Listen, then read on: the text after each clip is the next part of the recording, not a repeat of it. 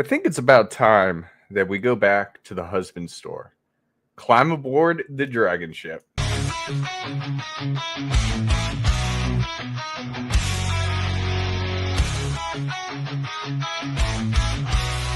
the white thunderstorms, we ride on the back of our drunkards in a fearless stride. Sons of gold, hearts made of fire, conquering lands, fueling our desires.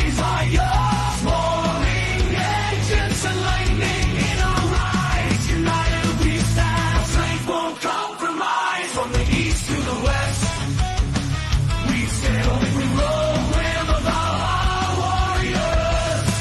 Never feel alone, landscapes of freedom. Beneath open skies, a promised land where our spirits arise. We battle the storms, the tides of the sea. Now we've arrived in the land we're meant to be.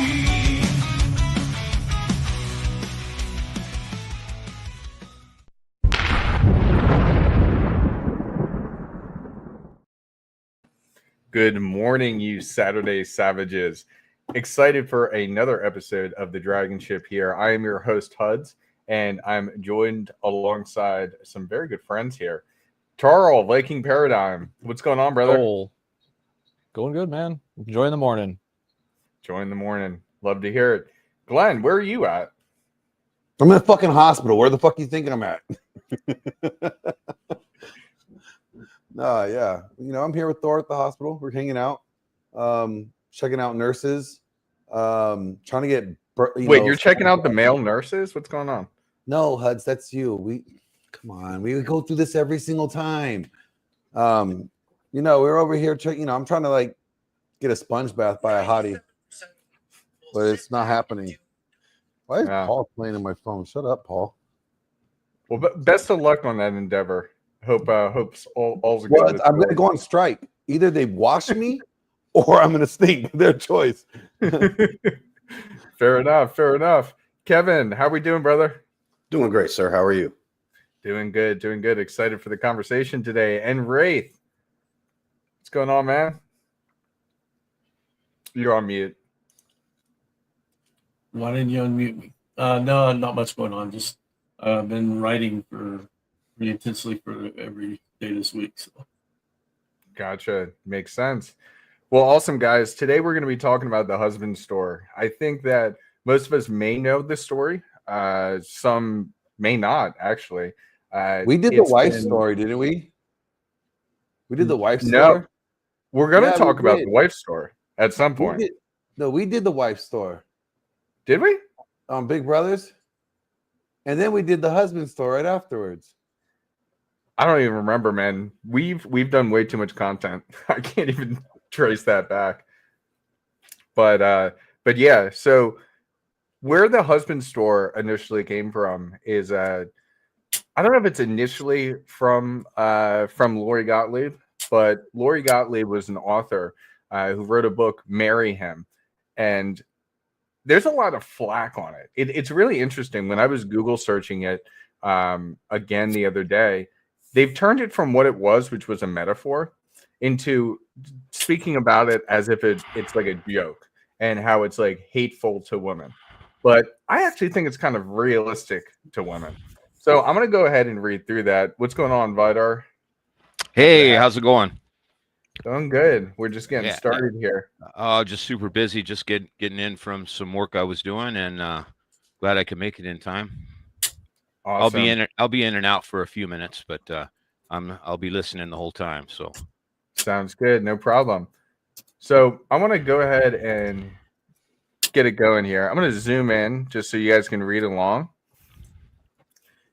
So the story of the husband store.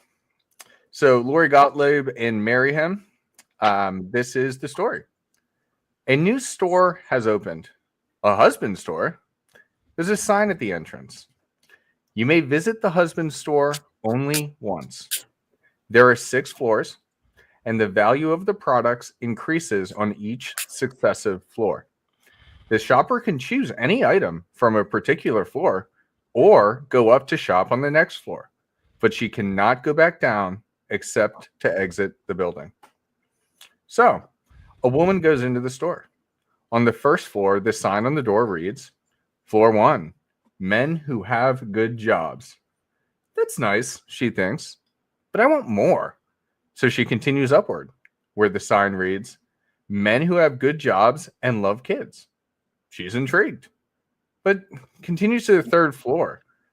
And there the sign reads, Floor 3, men who have good jobs, love kids, and are extremely handsome. Gosh, what more would you want? Wow, she thinks, but she feels compelled to keep going.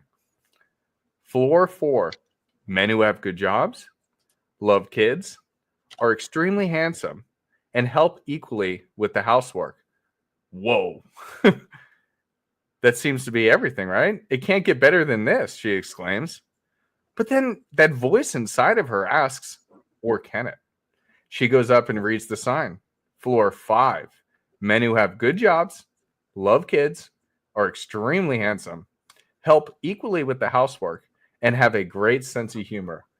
Gosh, what more would you want from that? Stable income, love kids, good with kids, extremely handsome.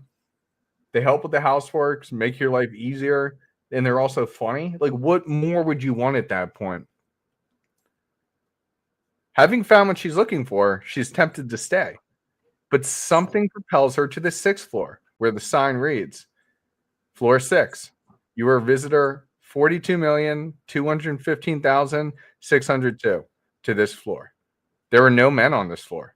This floor only exists to prove that women are impossible to please. Thank you for shopping at the husband store.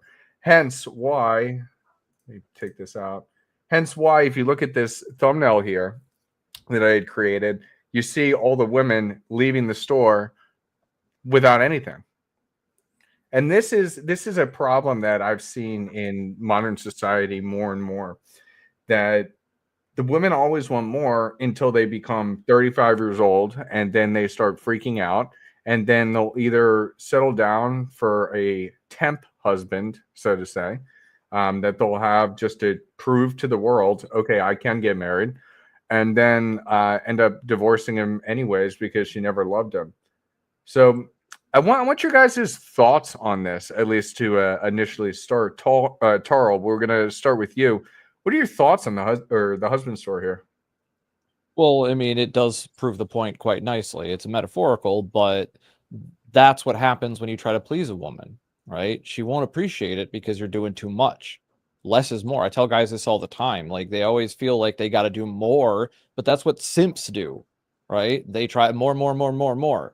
They think that if they turn the dial up to 11, it's going to work, but that's just doing too much. And you're just going to tire yourself out. You're not going to gain anything, and you're going to lose respect because you're not respecting yourself.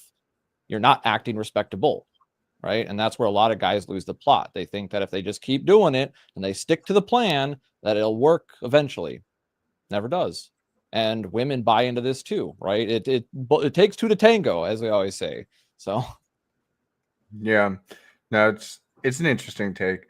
I find it fascinating because I just see so many, especially at this age. So I think like 31 now or something. I don't know. When you get to a certain age, you forget to count. But in my age group, I'm seeing a lot of women who they can't. Oh my God, here's a great example of it. When I met some of my girlfriend's friends years ago when we first started dating, one of the girls was dating a multimillionaire real estate guy, but he was boring. So she broke up with him because he was too boring, even though she's massively overweight and was a huge bitch. But regardless, she had everything and it just wasn't good enough. So she ended up breaking up with him, then realized she could never get something that good again, then decided to get tattoos all over her body, and she's been a mess ever since. And it's just crazy. Like, I just don't understand the logic. Like, when is good enough, you know? well, that's the thing. It's not logical. And if you pay attention to the husband store, what was missing from every one of those floors? Like, he had sense of humor, had good looks and all that, but where was the fun? as you said, women often get bored, and that is the number one cardinal sin as a man. If you let your girl get bored, she will leave you. It doesn't matter how much other shit you've done and everything else that's going on. It could be perfect, but if she gets bored, she will move on.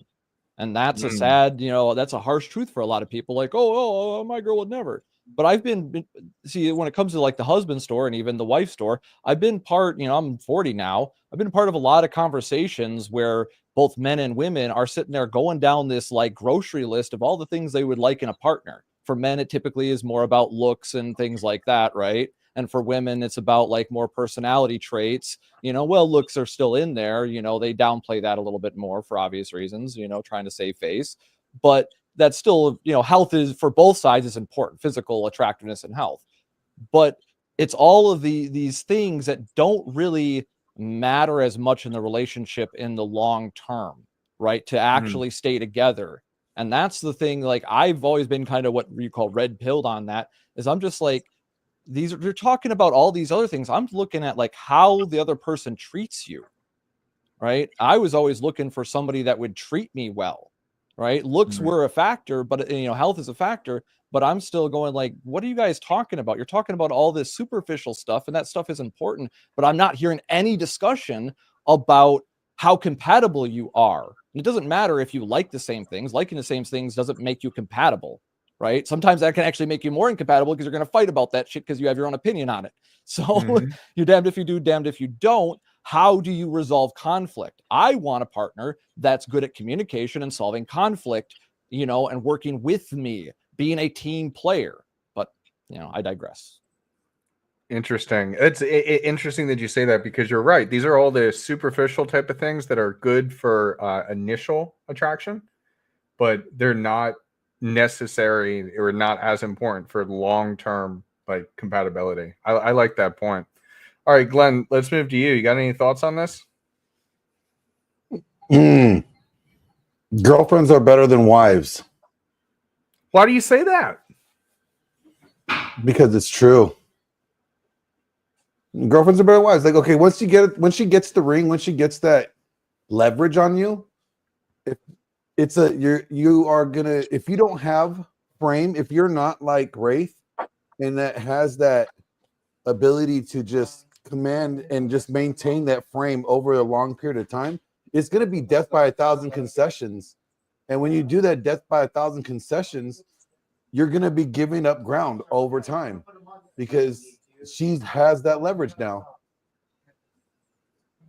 Girlfriends are better than wives. Without that without that chain on you. Yeah. Ball and chain. That's part of why I never got married. I looked at the contract. It's not worth it. It doesn't gain you anything. Even for the woman, it doesn't really gain much. Outside of a biblical context, marriage is really nothing more than elaborate mate guarding when you really break it down. Yeah. No, it's very interesting. And that I don't necessarily want to say it's like a test, but what's interesting is like my girlfriend, she always wanted to get married. She can't wait to have kids. Like she's so excited about all those types of things. Yet she's accepted, because she loves me, she's accepted my stance on not having traditional marriage. And that's it's very weird for people to grasp. And I think it's because I kind of like broke her out of that traditional social programming where there's no difference of us being together and having a commitment to one another without the formality and involving the state. And she's accepted it because you just logically break it down, and it's like this is who I am, this is what I believe, and she's stuck around with it. And even when she shares it to her friends, or like she'll like in discussion with coworkers, every time they're just like, "What? He doesn't want to get married?" And it's like they can't even understand that it's the same thing. But I digress. Always speak louder than words. Yeah, always exactly. They always speak louder, and that's the thing, is that my girl and I were loyal to each other, right? We stay together. We don't need to say words to make that happen. Our actions make that happen. Absolutely. Kevin, I want to get your thoughts on this. Well, the husband store, I mean, it's pretty typical, especially in Western women nowadays. If you give them that other option to see what's the next level, yeah, of course they want to see that. You can be everything that they want at the time, but then when they have the opportunity to see something possibly better, the grass is greener type thing, they're always going to take that.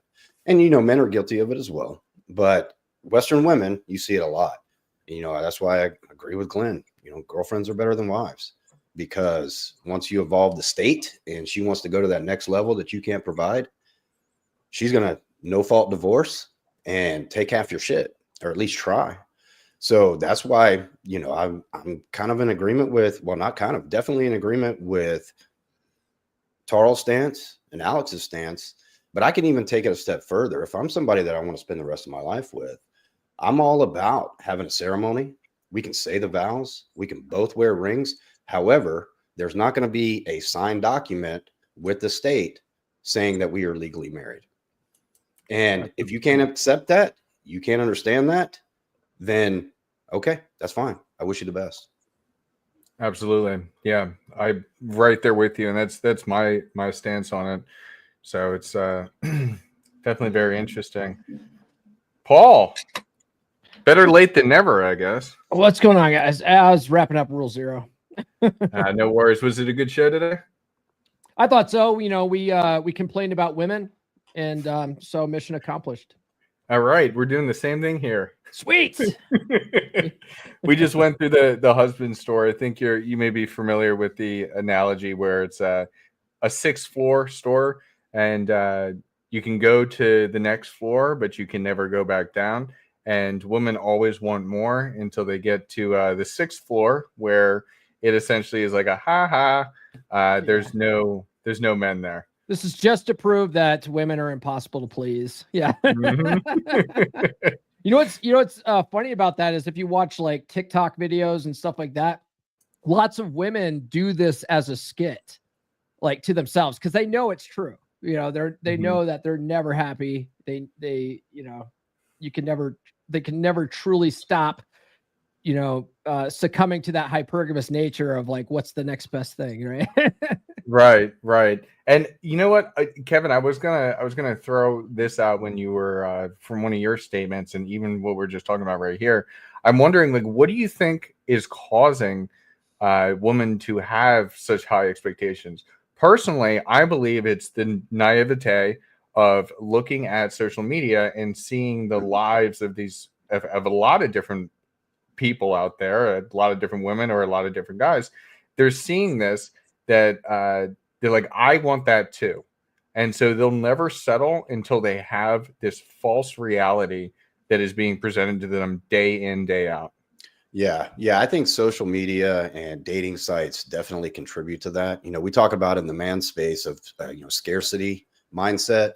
Well, a lot of women, especially average women, have an abundance mindset because they can turn on their Instagram and they've got 15 DMs from guys all over the world saying she's the most beautiful woman they've ever seen, and they want it. And same with dating sites like Tinder. A man might average 10 matches a week or 10 likes a week, whatever you want to call it. A woman can sign in after being on there for 12 hours and have 150.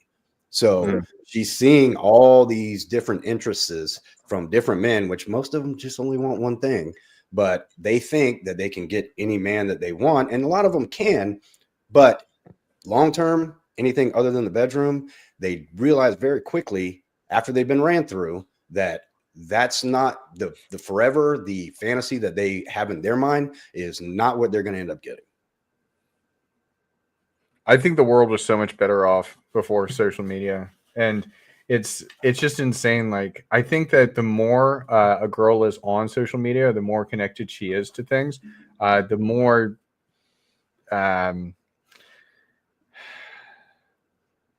likely she is to fall victim to this. Yeah. I would dispute that a little bit, though. All right, let's hear it. Because social media has exaggerated it. But here's a little bit of a history lesson. So people always talk about the good old days, right? But see, here's the thing. there used to be this common practice in high schools back in like the 20s, 30s, 40s, before social media, before TV and radio were even a big thing, right? And what was it? Oh, they would do letter writing campaigns. So all the boys around the school, they would go around and get letters praising them from neighbors, people at work, family, friends, stuff like that. And they would get all these letters together. And then it was basically a popularity contest. Which boy was the hottest shit, right? So when I learned about this, I'm like, this is off.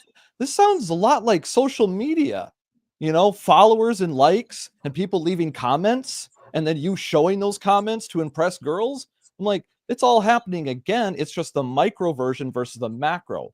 The social media phenomenon that we see now is simply a blown up and expanded version of our human natural behaviors. I don't know. I think it's. I hear what you're saying. I just think it's a little bit further than that because it creates unrealistic expectations, and it inflates the ego. What it did, it created a distorted sense of purpose. Okay. When I was growing up, purpose was find something that you're going to be good at and excel at that. Okay. What if you talk to everyone on social media's purpose these days is to be famous. Famous is not an end goal to being a purposeful human being. Yeah, I think that's a good delineation between the two, because I don't think it's with purpose versus I think what you're talking about, Charles, back in the day that was done with purpose. Now it's all over the place. Maybe it's just not focused anymore. Well, I mean, it's the same thing. It's just on a different scale. Because to go around and have people write letters about how great you are is just as stupid as sitting here on the internet and having people tell you how great you are. All right, that's not what I'm talking about. People don't struggle today. There is no struggle in society today for 90% of the population. Right? Even people at poverty level in the United States don't struggle. There's no struggle. Therefore, if there's no struggle, you can't find purpose. All right. There's people that have people have always found purpose in living, not being popular, not being famous. That's where distorted points of view come from. When you talk about the beauty of women, you never know what the beauty of a woman is. Now, you got 15-year-old girls going in and getting plastic surgery and changing their face structure.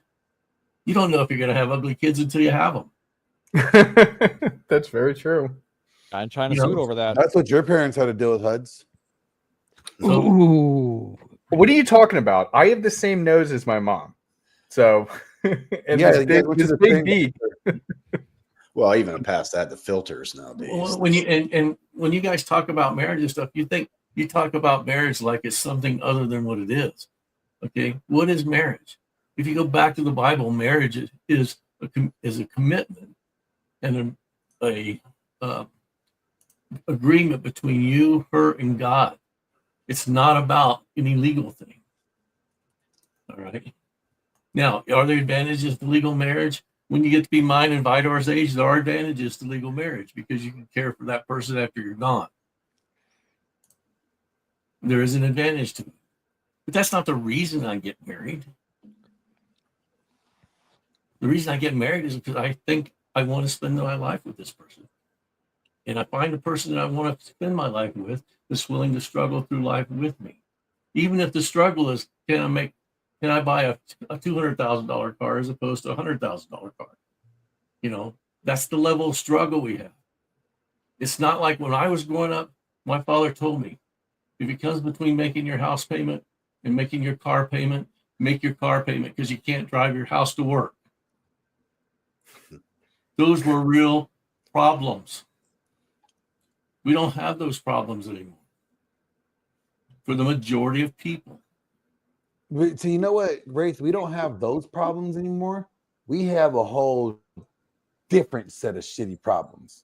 You guys had an era where commitment, value, that meant something. If you gave your word, if you said you're going to do something, you did it, because it wasn't just because it's like, oh, it's because you're that honorable. It was like, because if it was even perceived that you didn't do it, that you didn't see it through, like you were looked down upon or looked less than from the group. Now it's like, yeah, women and men, they get in these marriages, and then you know what? I'm done with them. There's no the commitment. There's no bond there. There's nothing there holding them there, other than what can they gain from it? Well, but see, that's our own fault, because if I take just this group of guys that I'm talking to right now, I surround myself with you guys because you have guys have the same values, the same commitments to each other, the same commitments to the world as a whole, really. Okay, because you deal with people based on how they perceive your values and if they share those values. That's why I associate with you guys. We all have similar to the same values. I don't bring people into my life that don't share my values. At least large percentage of them. I don't bring women into my life that don't share my values. Does that make my group small? Yes, it does. But I'm happier in a small group where I can trust people and be with people that have honor than I am living on the internet where everybody's talking bad about me behind my back. Yeah, and that gets down My to heart wants to explode. Go ahead. Sorry. We're You not might- getting any audio. Well, while you get that figured out, Wraith, I do have to disagree with you. You can drive your house to work. Well, if you buy a motor home, yes. Oh, it's called a Winnebago. Thank you. But I can add something. When you look at women today and you say, well, they're not satisfied with anything. All right. It's because they're looking at men that aren't satisfied with themselves either. And they're chasing those men. Yeah, the external validation, it at least soothes the internal conflict that they're dealing with. So instead of dealing with that internal conflict and finding purpose, they can at least soothe it through all the external validation. Yeah, and I think what this, because that was the point I was trying to get to about the social media stuff, is it's not the social media creates the magnification, but what is it magnifying? It's magnifying the demoralization of meritocracy. As things get easier, we care about meritocracy less over time. Why? Because things are easy. So, and now we've got, certain groups pushing this idea that mediocrity should be glorified, right? And they don't advertise it that way. That's more or less what it is, the glorification of mediocrity, right? Or mediocrity. And that's where the idiocracy comes from. But isn't that because if we accept mediocrity, yeah, we don't have to challenge ourselves. And we don't have to challenge our understanding of how to be better. And that's why we all tend to agree with each other, even if we disagree on things, because we all agree that meritocracy matters. Merit matters more than our feelings and our opinions about things. And we understand that conflict can be resolved. This idea that you cannot resolve conflicts is another crux of a lot of issues, is that, if we're fighting, pick sides and everybody, arm up and we're fighting now. But nobody wants to entertain the idea that, hey, we could actually come to a consensus. We can actually talk this stuff out. It won't be easy, but it can be done.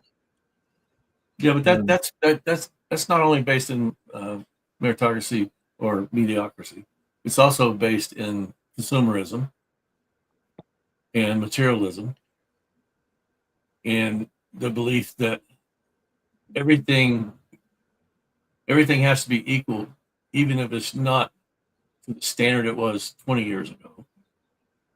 Equality is more important than the value of standards and the value of merit. Well, that's changing right now with everything that Trump's been doing. So I'm hoping that at least shifts the entire mindset that everybody has towards this. Well, it But should. our Men are back in charge. How's my mic now? Okay, it's good to good. go. Okay. Sounds very manly. All right. Yeah. Thank you. I just wanted to go back a little bit to saying that I disagree with Glenn that my marriage has been way more satisfying than when I was single. Although I loved being single, I had good memories of it. There's just more when you have a good partner in life and a companion that you grow together and you share together. And there's just certain things you're not going to get with just a girlfriend. Now, can you get that without a government piece of paper? I believe you can. So if you make that commitment to each other and you being a man stand up with that conviction that you're going to live by that, yeah, I think you can eventually get there. I know that, like I've even told my kids, I don't know if it's worth getting married in today's age because it's so different from when I got married. Uh, I'm just learning this, listening to the problems you guys have with social media. When I met my wife, we bought our first computer a year or two after we were together, and I think all they had at that time was America Online, and it was hard to get. Even it was hard to get that then. Most we had was bulletin boards you would call into. So this before way social media and everything else, but um, I would say one of the problems with today is when we're talking about relationships and with women, when we're talking about love in general, we have one word that describes love, whereas in Greek, there's 5 words that describe love. And you, with those 5, in a good marriage, strong marriage, you'll have all 5 of those types of love. One of the words is phileo, which is more of a brotherly love. It's a conditional love. It's you do this for me, I do that for you. It's also translated as companion love. You can love you. We love our brothers here. That's phileo love. Then there's storge love, which is you would use that with family, like you love your kids. You know how you may love your girlfriend, but it's or your wife, but it's different than the way you love your kids or your mother. So then we have eros love, which is the erotic love, and had that quite a bit when I was single, and that was one of the good things about that. But I still have it. And then we have the unconditional love, which in Greek is called agape, which is a commitment love to love someone no matter what. No matter what. You're going to say, but what if she does it? Nope. It's no matter what. No matter what happens. Even when she leaves you and you're split up, your commitment was that you love her. That's agape love. That's a hard one. It's a very hard one, but that's that commitment. And when you have that, and you know that your woman has it for you, it's pretty comforting. Now, there's one more type of love that's talked about in, I think it's Hebrew or that this word, I forget the exact word, but uh, it's described as like a hand fits in a glove or a well-worn boot or shoe that once you have broken your own shoes, they fit very comfortably. No one else can wear them. And that's a type of love that's also talked about in marriage, that you're just comfortable, that is just it. Now, those are the benefits of being married, and you can have all the other benefits too, as long as you work it with the eros love. But having said that, with what I'm hearing today, I can't say I wouldn't be with you guys all the way on just keeping a girlfriend, because man, you guys got a lot more challenges than we had. You can't even afford a house unless you have a two person income, It's Yeah. to have a traditional marriage is hopefully we change that with the economy. I mean, that's the golden age that Trump does want to help try to get back to, and that would be great if one. Can you imagine if we could get back where the man's income was like it was in the 50s before the women's movement to then double the amount of people available for work and cut the cost of employees in half? We could get back Oh to my that. God. Wouldn't that be Dude, fantastic? it would be absolutely fantastic. And I just don't understand. Like, we fought for this equality. And then with that equality and with inflation and how everything else then moves alongside it, now you're kind of caught. And I think that's the struggle of man today, is to find a partner that truly is in it with you and can make it work.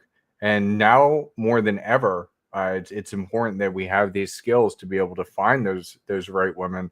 And it's just the pool is it's just smaller because I don't know if it's necessarily how people are being raised, but women don't seem to like in the vast majority don't seem to have the same principles that are necessary for that stable relationship going onward. You know, Vidar mentioned agape love, right? Which is the unconditional love. Do you think women are even capable of that? You know, because we do sort of assert in the red pill space that they tend to love opportunistically, and men more than anything love with that agape nature, that sort of unconditional love, the sort of fantasy fairy tale type love, and women are sort of in it for what's in it for them a lot of the times. Is that, what do you guys think about that? I think Personally, all women want it. I would say, and just this is my opinion, that I think women in their very nature love. I think they can get caught up because they're very social creatures. They can let their friends talk them into all kinds of stuff, which is horrible. In fact, that's one of the wonderful things about my woman is she never had girlfriends because she knows women. She would tell me they'll screw you over, you know. And so she's never had really close girlfriends. But with that, I would think by their nature, they're very loving and caring. I think for everyone that unconditional love is it's one to strive for. I think there's ways to get it. I think that can be talked about later, but for the most part, can you say you unconditionally love? I mean, if you ask in your marriage contract, what's the one thing that would split you guys up? The one It thing. would be her cheating. That's it. Cheating. Literally, other than that, unconditional love. Okay. But that's the one thing you can't do. But let me just tell you, that's not unconditional then. So I'm saying it's something we strive for. It's very hard to do, okay? But it's just like monogamy. We see the benefits of it, you know. It's great. It's a great idea, but in actuality, it's very hard to fulfill. You know, I mean, we are not monogamous like the animals that are monogamous, for sure. You know, we can see the benefits, just like you're saying you don't want her to cheat. You want her to be monogamous to you. Okay. Yeah, we can do both. It's just like we're omnivores. We're not carnivores or herbivores. We're omnivores. We do both. Right? Oh, we're capable of both, but we can commit to one. It takes that effort, though. commitment. It takes that commitment, just like that unconditional love. But you know, it's like I was talking with Glenn yesterday or the day before. You know, I was putting together a class kind of on things you can do in marriage, little tips to keep that marriage alive and good. And he had brought up a point that what I was saying, it sounded it wouldn't apply to everyone. It would apply to only those people that have made that commitment. And that would be the first thing I would start when I'm telling these tips and tricks in this class to, is first of all, if you don't want to make that commitment, don't get married. Don't make that commitment. It's that simple, you know. But if you do, hey, here's some things that can help you along the way. Keep that marriage going. Keep things really thriving, and some rituals that would really help along the way. And but like I said, if you don't want to make that commitment, just don't make it. But be honest with yourself.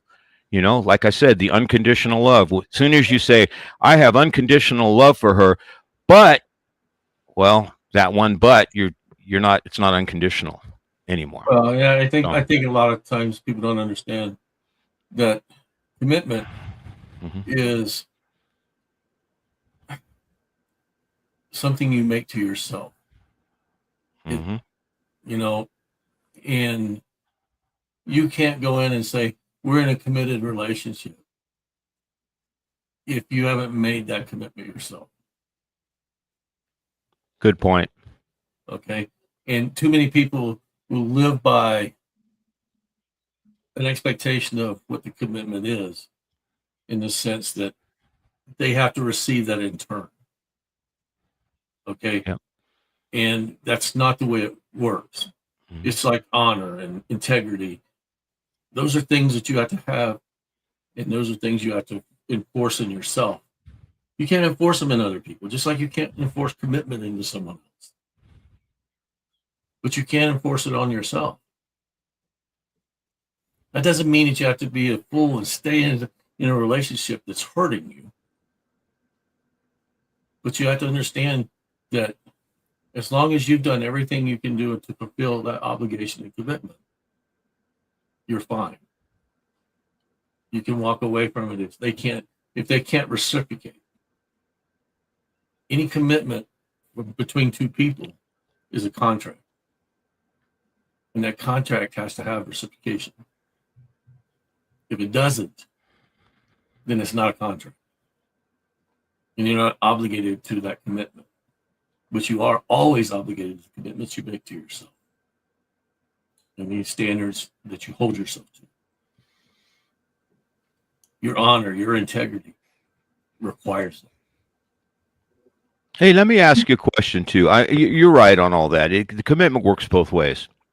And I'm not advocating, you know, even with the unconditional love, that's not an excuse to be cuckolded either.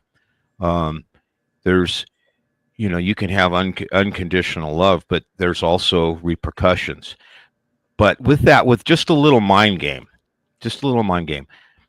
when you said you would have the one thing that would end it is if she cheated. What is it about the cheating that would make that end?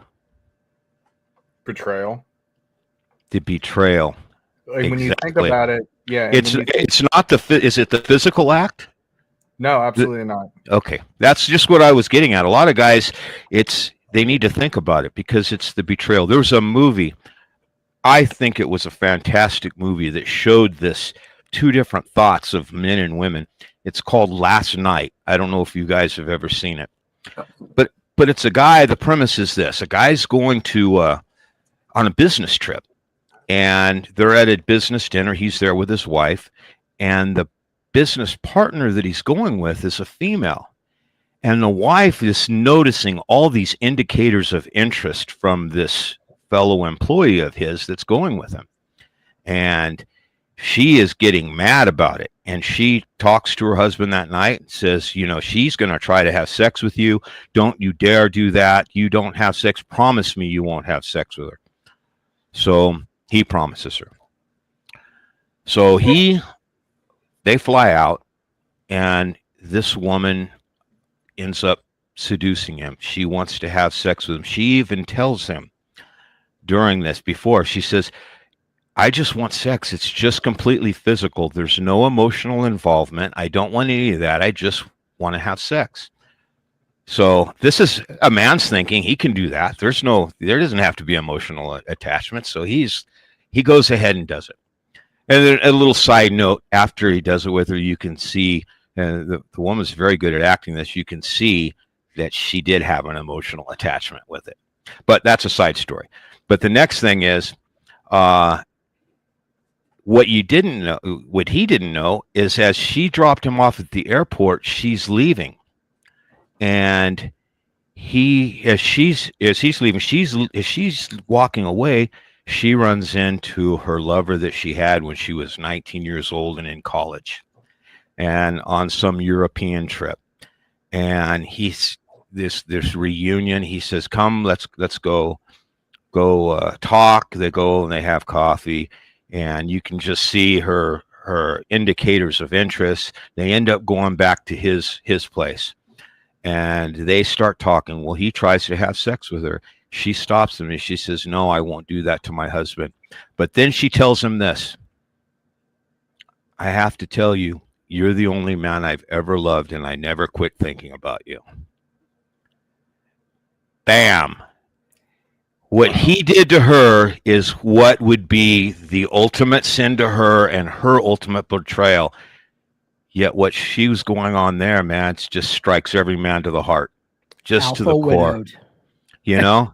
And it's sad. I mean, but it showed that interpersonal dynamics and what we find okay and not okay compared to what women find okay and not okay. And that's just the point I was getting at. Just a little side note. It isn't the physical act. It's the betrayal, or it's the, you're being cuckolded. You don't know about it. You find out later, and then you find out the guy knows about it at the same time. You feel like he's gotten one over on you.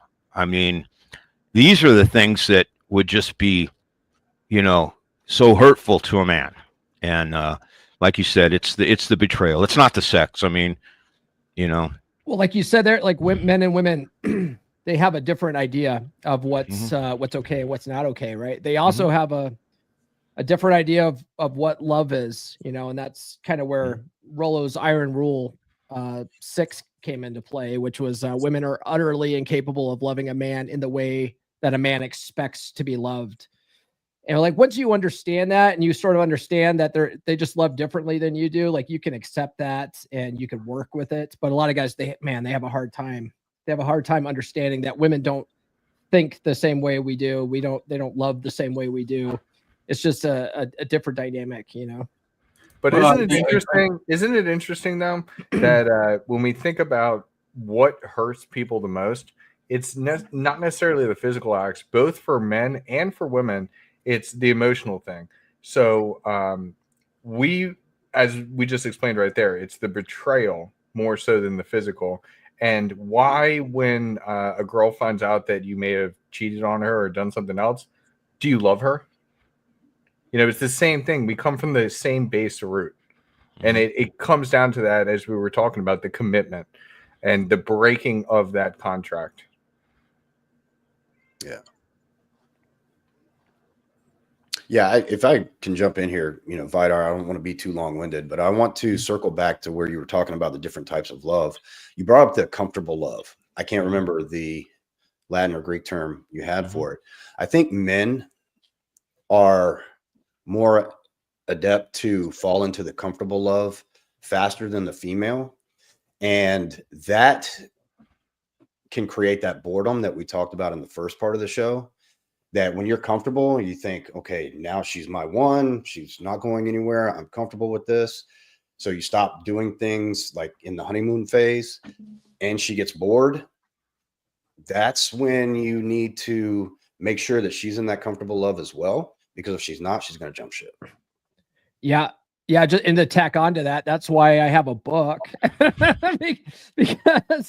because that guys do that. Like, we get comfortable. We were like, oh man, she like, what did Vidar say? Like an old shoe.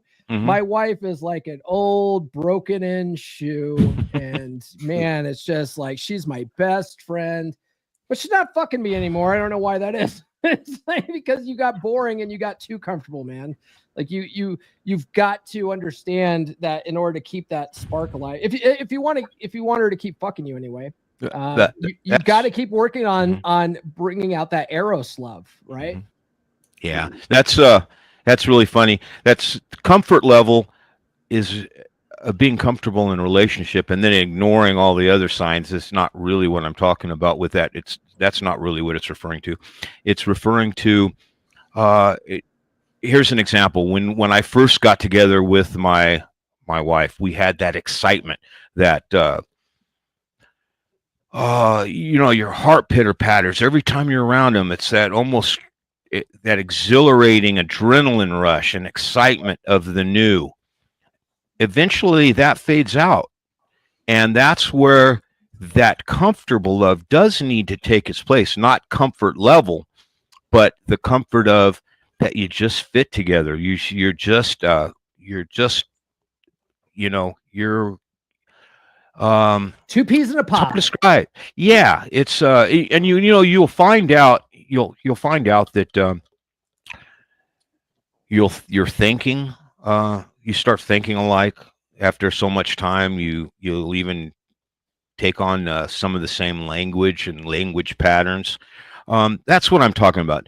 You're right. If you get comfortable and you don't pay attention and you aren't taking care of all these other aspects, you're right. She's gonna quit fucking you. She's I heard a doctor say one time when he was talking about middle-aged women and low libido and that they don't want to have sex anymore. He used to say it all the time. He says the problem usually isn't with her. The problem is usually the fat slob that's laying next to her, scratching his ass and farting and burping in bed next to her. You know, and he's got a point. You know, we don't do that. What are you talking about? No, Vidar, I could definitely agree with that. And that, brings up a good point. As a man in a relationship, especially a committed relationship, if you find yourself in that comfortable love, maybe reassess the things that you're doing and try to not become boring. Let's just say that, because it's a responsibility that we should take. And then also too, somebody said, she's my best friend. Man, if you ever in a relationship where you're looking at your partner as your best friend, something's wrong. Partner. Oh, don't even. Oh, sorry, your girlfriend, your wife, whatever, your straight, your consort. Your But consort. I saw a comedian the other day, and he made a great point, even though it was funny as hell. And his wife asked him, "Are you my best? Am I your best friend?" And he said, "No." And she said, "Why?" And he was like, "Well, you don't like football because you can't understand the rules. You don't like golf because it's too slow. You don't like baseball because it's too fast. And nothing I like, you like, and I can't explain it to you. So no, you're not my fucking best friend." And I don't say it as funny as he does, but it made a lot of sense that, yeah, we're my best friends are who I go play golf with, who I watch football games and get drunk with and yell at the TV with. I don't do that with my girlfriend because she don't even like football. So that way the best friend thing can be its own problem in a relationship. If you start looking at that, your girlfriend as your best friend as well. That's how you end up in the friend zone in your own relationship. Yeah, I saw a statistic once last year, and it was about how something like 60 or 70% of guys look at their wife, like if they're especially like older guys, and if you ask them, you'll say, "Hey, is your wife your best friend?" They're like, "Oh yeah, my wife's my best friend." Totally. Right. And something only like 20 or 30% of women were like, "Oh yeah, my husband's my best friend." Like most women don't think of their husband as their best friend. They don't, Yeah, my woman, she's not my best friend. She's my biggest fan. Right. That's the reason why I love her so much, is because she saw through my false humility.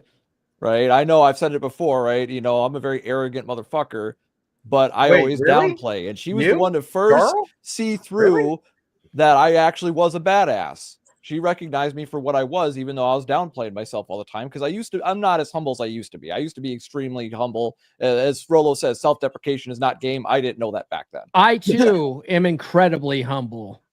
Yeah, exactly. But that's the thing. I'm very confident. You're right. Yeah, I'm very confident in my woman's love, because I know that if she does any of that stuff, if she cheats on me, does any of that stuff, that's because I fucked up, and I got to take that L. Hey, you guys, you've heard many guys say that behind every successful man is a good woman, and a lot of guys poo-poo that. But let's look at your situation that you just said right now.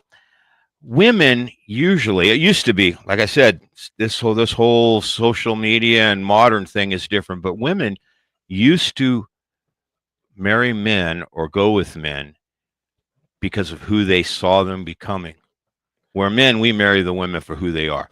And I think that has to do with value because a woman is intrinsically have value. Men, we have to build value. Women still do So that. they see us of where we're gonna, especially when you're young. They see you where you're gonna go. Now, the point I'm getting at is she saw his value, right? But not only did she see his value, and this is where that good woman comes in, is she helped him achieve that value. And that's a lot of time what it's meant when they said between every successful man is a, is a good woman. It's when your woman is your biggest fan. She's the one that's your cheerleader and helping you and pushing you. And sometimes the one that tells you, hey, let's not do it that way. Maybe you need to look at this as sometimes a good confidant. Sometimes they're wrong, but it's good to have that. But like I said, she saw the value. She helped you achieve that value, and look where you're at now. That is a good woman, or a virtuous woman, like we want. Let me say something on that, because a great example of that is Conor McGregor and his wife, that really supported him and helped him to create the fame that he had. However, she wasn't able to control some of those things. Like a good woman is able to contain, I guess, that, because I'm dealing with it myself. Contain the beast inside, like the biggest supporter, but also contain the beast inside. She was the biggest supporter for Conor McGregor. He became worldwide famous, but then she couldn't contain the beast inside, and he fell right back into some extremely destructive habits, and the guy's essentially ruined his career at this point. But I think that what you're saying is very important. You want her to be your biggest fan, but she should be a support. It's like I'm looking at too many Legos right now. It's like building a structure. Like, you are the core, you are the whatever is being built, but she should be the foundation. She wants to make sure that nothing ever goes wrong with what is being built out of it, if that makes sense. My ex-wife is a great example of that. We a lot of times women can smell a man's a potential, right? Like sharks smell blood, and that is what attracts them to you a lot of the times. Like, even that's what I tell like younger guys, because there's a lot of guys that get caught up in the idea of women only want guys that have 6 figures and 6-pack abs and all this stuff. And I'm like, you don't understand the power of potential, right? If a woman, like, if you're right now, you're mopping the floors at McDonald's, but next week you're on the fries, baby. And then you're going to be the manager someday. And that's where the real money is. Like women like to see a guy who sort of has that passion and drive to get to the next level. And if they see that, they will get behind you and they will encourage you and be your cheerleader. And my ex-wife was really good at that. In fact, when I got out of the Navy, and when I met her, I was in the Navy. When I got out, I was like, at first I was like, I want to go to college. I want to go to college. And then at some point I was like, I don't know if I want to go to college. And she was like, no, you're going to college, and she was going to college at the time. And I was like, I don't know. It seems like a lot of hassle. And she was like, no, I'll go with you. And she like walked me down to the enrollment office and, helped me through the enrollment process and all that kind of stuff just to get the ball rolling. And then when I was in college, and I was studying for what I wanted to be, which was getting into IT and stuff like that, she was really good at networking. And so she would, she had lots of friends and she would find people that were in the business, and she got me my first IT job and stuff like that. Right. She was very encouraging that way because she could see my potential. I just needed a little bit of a push. Right. And then now I'm, I would say like a lot of that I've learned over time to sort of internalize and have my own drive and ambition. But a lot of that was her pushing me in the beginning. And, I'm a really successful guy. And then when she left me, like, that all went away for her. That's her problem. But, well, why would she leave you if she helped build you up? Because I wasn't that guy anymore. I got too comfortable in the relationship. I gained 50 pounds. I stopped being. Oh, dude, those photos. There's lots of those photos of you. Those photos of you that you shared before. I don't even recognize you, man. Dude, I was a disgusting fat piece of shit by the time she left me. And it's like, well, no wonder she left. Like, when I look at it in hindsight, I wasn't continuing to be that guy, I got comfortable. I got too comfortable. I was like, I don't have to try anymore. You know, I'm making good money, you know, and I thought like, women only care about money. They don't just care about money. There's lots of things. They actually don't care about money at all. Like, I think that that's something that could be controversial here, but that's true. They do not care about money at all. They care about how their life experience feels. They care about the journey. Yeah. So well, you care about what they can do with the money. Well, a lot of the qualities that a typical man that acquires resources needs, right? Like confidence, ambition, drive, like all that kind of stuff. They find that stuff attractive. It's not the money itself, you know. Exactly. And so when you get to a place where like, yeah, I got the money, but I don't have any more confidence and drive and ambition, and I'm letting myself go, and I'm dressing like a slob all the time, and I'm farting and burping, right? Like Vidar says, shitting the bed. It's fucking unattractive, and they don't want to fuck you anymore, and then they leave, and then guys complain that 80% of women file for divorce. You know, it's like, and that's why when let me speak on this, and that's why Tarl, I know you're going to argue with me on this when it comes to the money thing. That's why when they have girls come on Fresh and Fit, or they have any of these types of shows or interviews, and the girls say he needs to make X amount of money, the reason why they're saying that isn't because they care about the money.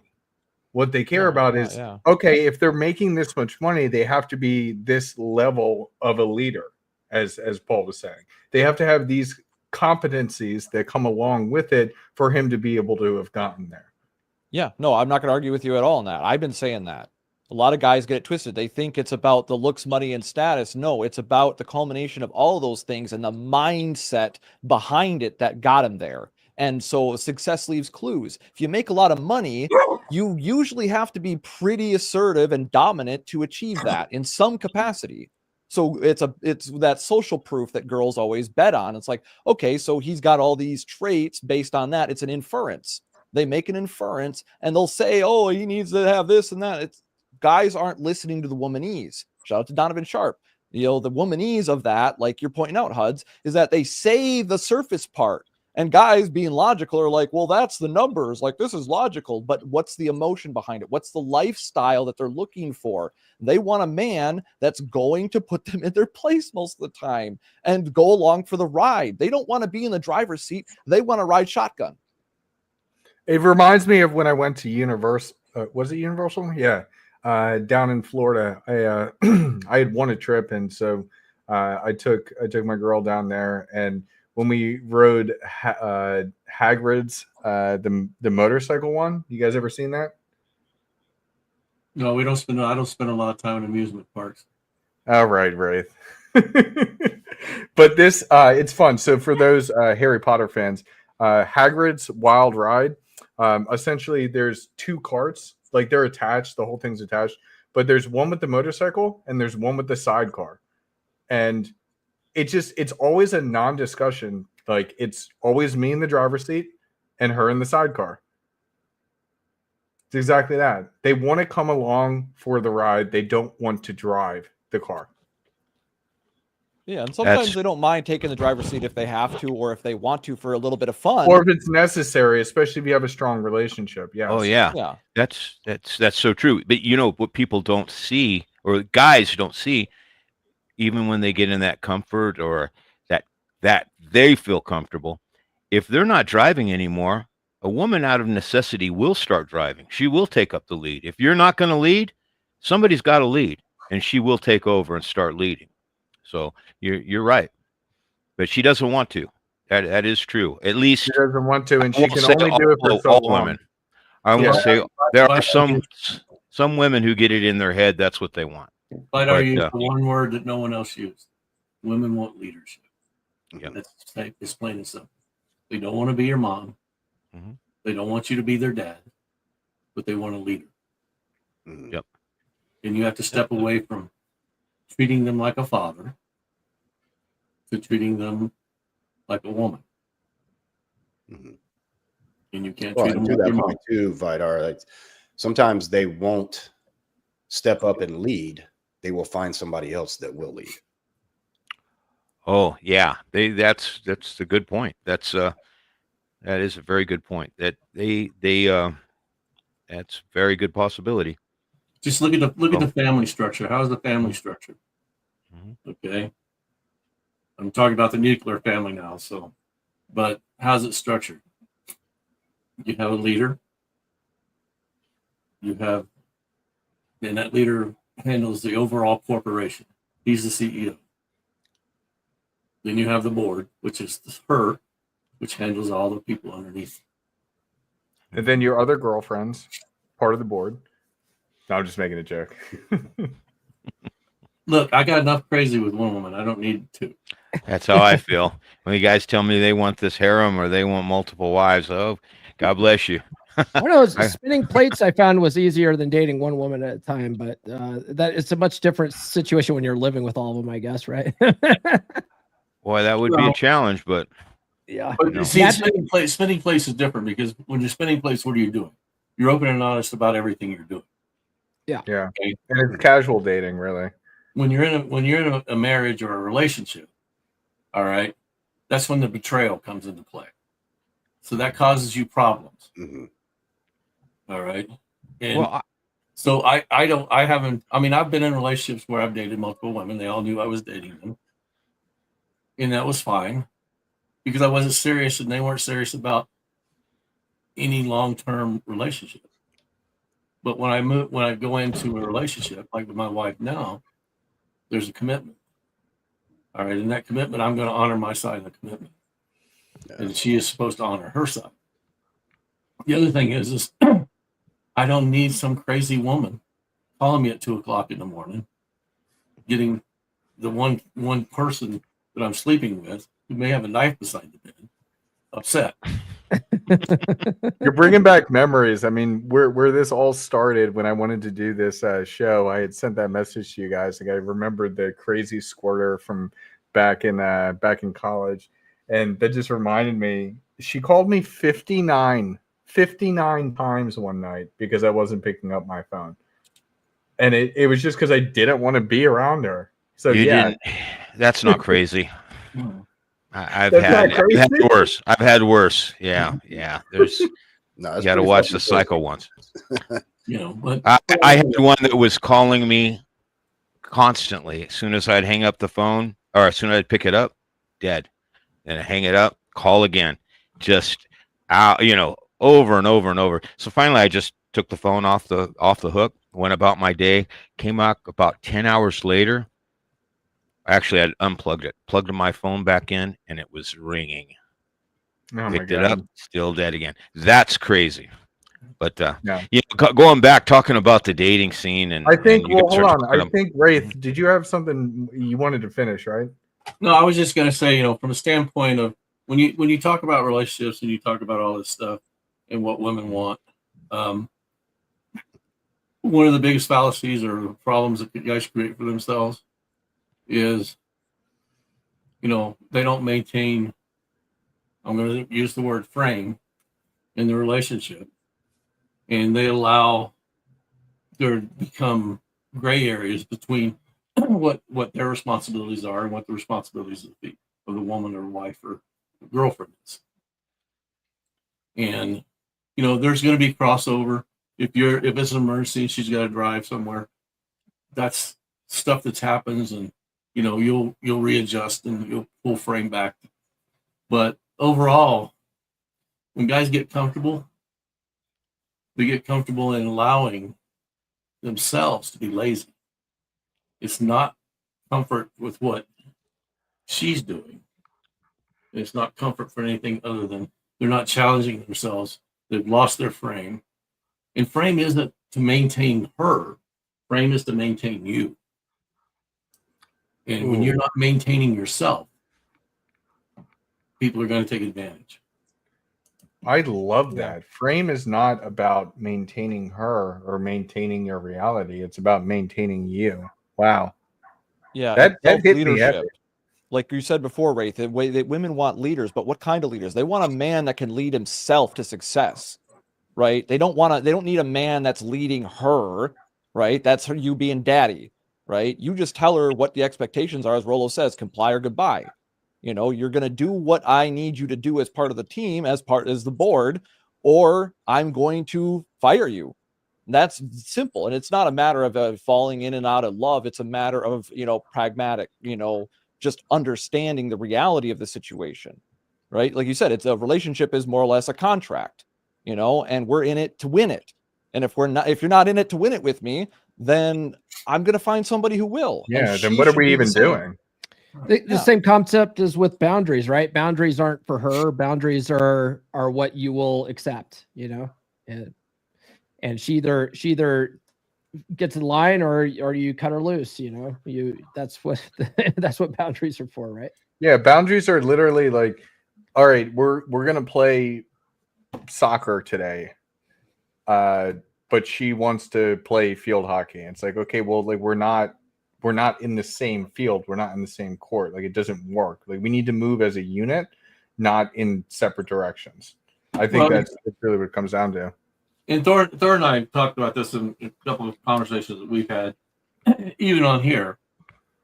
There's a difference between being dominant and being domineering. Yes. Okay. Way too many young men think that frame is an exhibition of domineering, and it's not. That's one of the problems. People don't. Too many young men don't understand frame. They don't understand boundaries. They don't understand standards because they live by the social norms of what those are. What is current frame? If you talk about equity, everybody's the same. Everybody should be progressing at the same and have the same things. That's bullshit. Okay, same thing with boundaries. Well, boundaries are there, but is it really there? It brings all this gray area into who you are as a man, what your beliefs are, what your values are. Because the biggest problem in society today is we practice relativism, not only in our religions, we practice relativism in our entire lives. How does it make me feel? I don't give a shit how it makes anyone else feel. I care how it makes me feel from a standpoint of, am I doing the right thing at all times? If I'm not, then I'm not a use to myself, and I'm not a use to anyone else. When you bring someone into your life, you're not forcing them to live in your frame. They're living in your frame because they want to be there, because it adds value to their life. And if you're not adding value to their life, you shouldn't be in a fucking relationship. Because then you're gonna be domineering and not have a dominant masculine presence, not be a dominant male. And another thing I'll add to that too, Wraith, is men inherently we have a burden of performance, and that means that our job in the relationship is to always be working on ourselves, being a man worth keeping, right? And it was women's job. If you look at Breitbolt's law, it's their job to want to keep you if you're worth keeping. But if you don't want to do the work to be a man worth keeping, then relationships just aren't for you, man. And I want to go way back to the store thing, but when Thor said men care about attraction. Men's attraction is multi-level. It's not just the physical. It's not how they look. It's how they present themselves. What value that you can interpret from how they present themselves. I'll date a good 5, 2, 3, 4, as long as she's got everything else I want. Yeah, people undervalue, and that's what we're going to kind of talk about, the unrealistic expectations that men have at times. We're going to kind of shift to the wife store, but before we do so, if you need to fix your relationship, Paul does have a pretty good book on this. Are you tired of the dead bedroom? Wondering what happened to the passion, the connection, and the spark? Well, here's your answer. Introducing Get Her to Fuck You Again, a red pill guide to fix a dead bedroom, now on Amazon. This isn't about manipulation or tricks. It's about real strategies that work. If your wife has stopped being intimate with you, it's not because the love is gone. It's because the attraction is gone. And that's fixable. This book will teach you the skills to lead your marriage, rebuild your confidence, and become the man she can't stop thinking about. 3 reasons to get this book. 1. It breaks the cycle. You'll learn how to stop doing the same things that are killing her attraction and start doing the things that reignite it. 2. It's practical and proven. With clear, actionable steps, you'll build yourself into the man you were always meant to be. 3. It works for men like you. Paul Bauer has helped hundreds of men just like you fix their dead bedrooms. And now, it's your turn. Don't let another day go by feeling frustrated and disconnected. Go to Amazon right now and buy Get Her to Fuck You Again. Read it, apply it, and watch your marriage transform. The connection isn't gone forever. You just need the roadmap to get it back. And this book is it.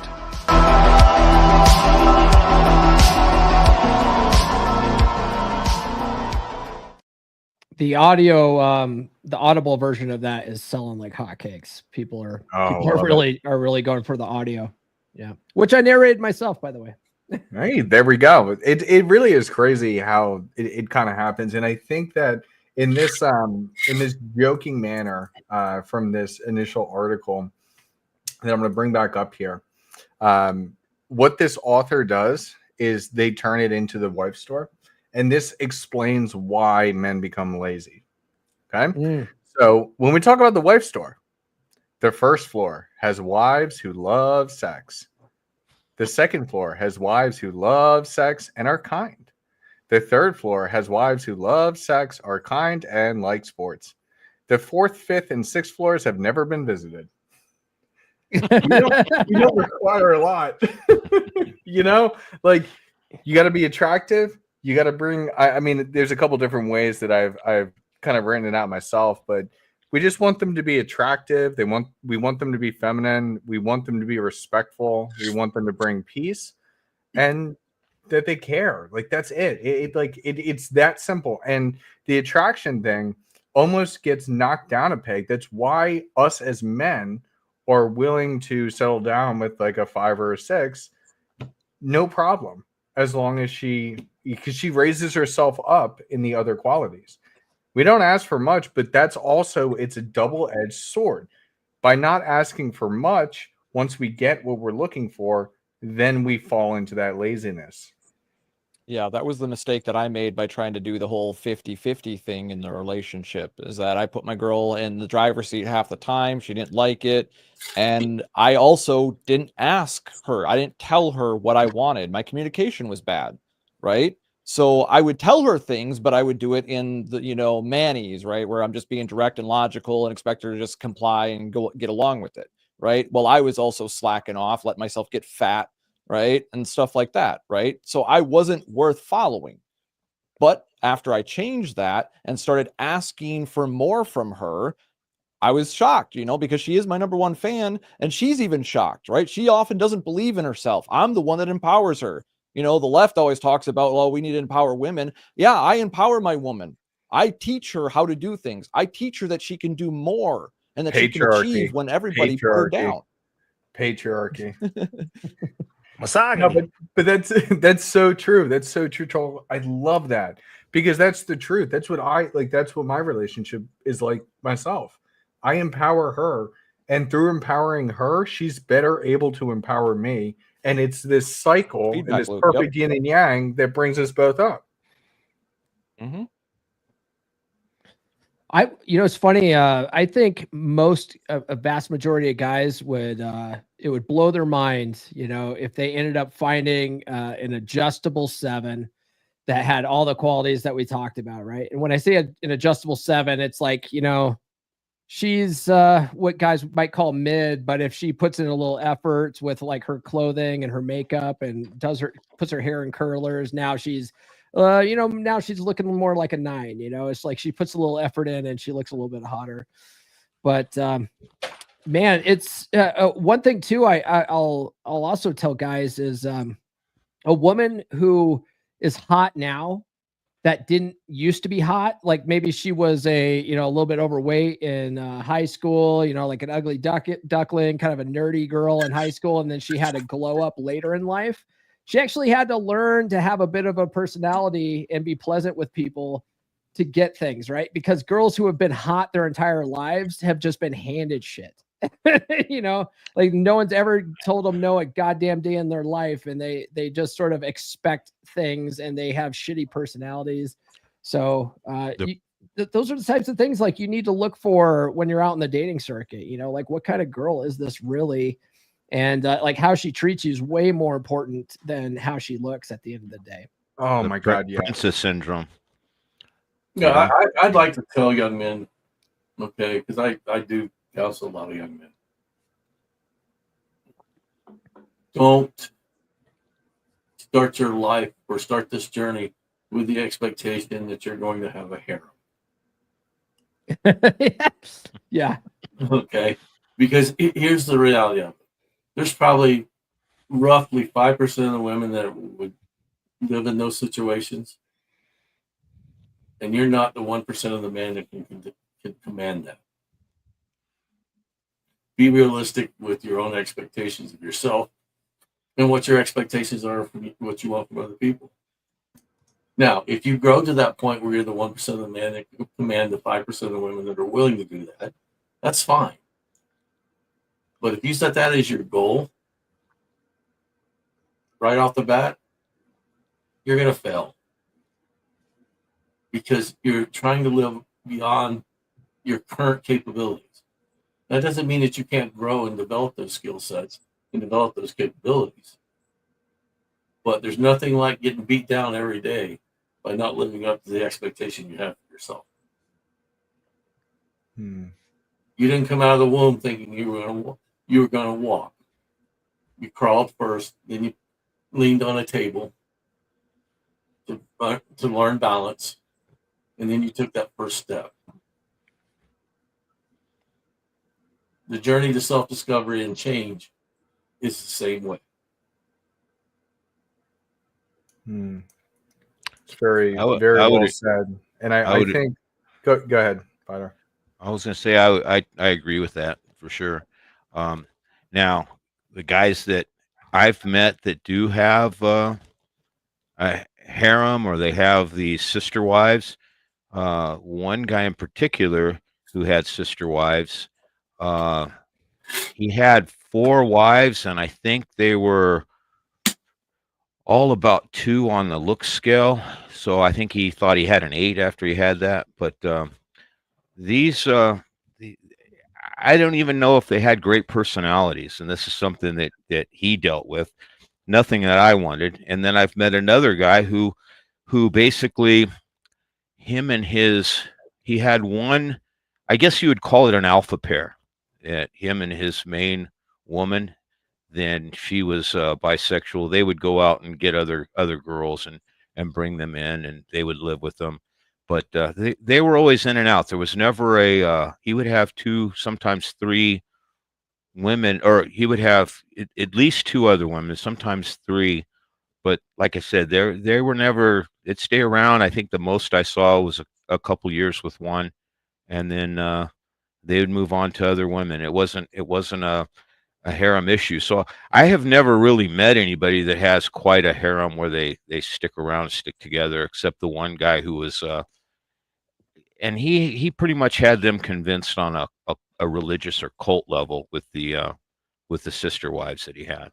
So I don't know if you definitely, like Wraith was saying, don't fool yourself thinking you're going to have a harem. And then the second thing the point I was trying to get at, even if you did, you've got to really be honest of what that life looks like, because it doesn't look like what most guys think it would, where you're just the man and all these women are worshiping you. Haven't seen that in my experience, but I don't know. What do you guys say? No, Well, I it's more have 4 or 5 responsibility. friends that have multiple wives, and they're the most miserable guys I know. There you go.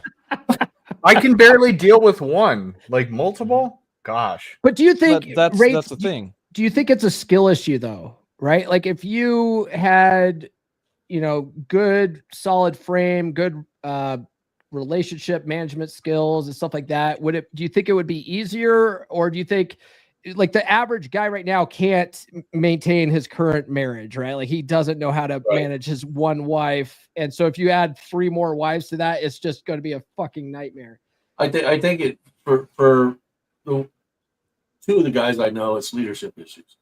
Okay, they're good at one-on-one with each one of their wives, but they can't control a group dynamic.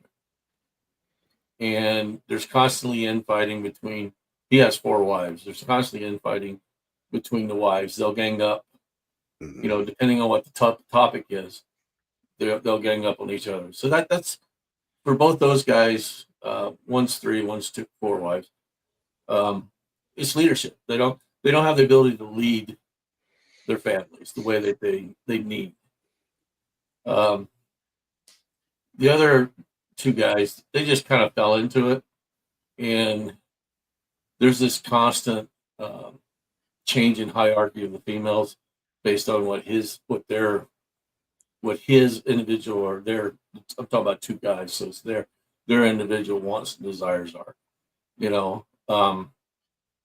I mean, if you just watch the Zero Sister Wives, that whole thing fell apart because he had the inability to lead. You know, he chose sides. He picked favorites. And, you know, it was, I told, you know, my wife watches the show. I told her, I said, he's going to fail. This was 4 years ago. And now they're all divorced. And the one that he's still married to is thinking about divorcing him because she wanted to live in a plural marriage where there was leadership. So I don't want to spend as much time leading my family as I have to spend at work leading. You know, they pay me to do it at work, and with the family, it's supposed to be a labor of love. Yeah. And if you hate the labor, you shouldn't be doing it. Yeah. And the thing is, as a leader, the more people you have following you, the more responsibility you have, because they're all individuals and they all need individual attention. But they also, like you said, that you need to not pick favorites as much. Right. One of the frameworks I gave my girl, because she knows that, you know, my end is open. Right. I told her, like, when we bring other girls in, like, there's the order that we met. Right. So there's a pecking order, if you will, that, you know, you're the first, and then there's going to be a second, possibly, and maybe a third. Right. But I'm not going to pick favorites. I'm not going to let you play sides. And you need to understand, you're going to jockey for position. You're going to feel some type of way about it. You know, this is unavoidable because we're human beings. So you being interested in women, though, and wanting to try this with me, you know, it is a journey of discovery. So, you know, and she's learning, but that's the basic framework that I give her, because I've seen the same thing. I saw the same thing in the BDSM community and stuff like that. The same stuff that you guys are talking about, where, you know, it's either really low value individuals. I'll try to be polite, tactful, or, you know, people that don't really got their shit together. But then there's those few small like nuggets where there's people that actually make it work. And yes, I believe it is a skill issue, because it goes back to what we talked about before. It requires proper leadership. And not everybody is capable of being a leader. And I think that's a very important thing to hone in on, because I've seen just throughout my life becoming more of a leader of not just men, but of companies and whatnot, and moving up the ranks and things. You got to learn the skills first. And that's why I think that we always, and men deal with this issue, they put the cart before the horse. And that's where those like higher expectations are, where they want the super hot girl that's super subservient, but like they're not even focusing on the actual connection that they're having with the person. I'm not into the whole harem thing, and I never really want to be. Personal choice, I guess. But I make sure that these puzzle pieces that are going on match. And if anything is going a little bit off, we make sure to course correct. I shared with you guys, recently. Like we had an argument because my girl took a job where she's doing a hell of a lot more, and she's working like almost 24/7. It's like ridiculous, and we got to get her out of there. But she's just been neglecting all the duties that she should be doing, and that is the reason why I chose her. So like, if she's not doing the cooking, not doing the cleaning, like, okay, let's get you back down to where you feel comfortable. So I think that that's the most important thing, is to, one, meet people where they are, but two, make sure that you're the right leader to do it the right way. A lot of men, unfortunately, that's why we have the alpha, beta, gamma, sigma, like all the different types of things. Not all men are alphas. Not all men are leaders, but you can still be a leader in your own. You can learn it though. You can learn it. I would, man, if you're going to read a couple of books that are phenomenal on leadership, I would recommend Jocko Willink's books, Extreme Ownership and The Dichotomy of Leadership. And one of his sort of mantras from those books is there's no bad teams, only bad leaders. And that's all about taking accountability for your job as being the leader and stuff like that. But I think a lot of that, like I said earlier, when I was asking Wraith about that, it's a skill issue, and you can learn it. It's just, are you willing to? A lot of guys. It's hard too, because when you try and learn it, as later in life you become, you really got to adapt it into your personality, and it takes longer and longer the older you get. And I don't think there's anything necessarily wrong with settling into where you are. But if you're looking for something like that, then yeah, it's a skill issue. You got to work on it. Well, I only brought that up because as we talk about the wife store and men's expectations, there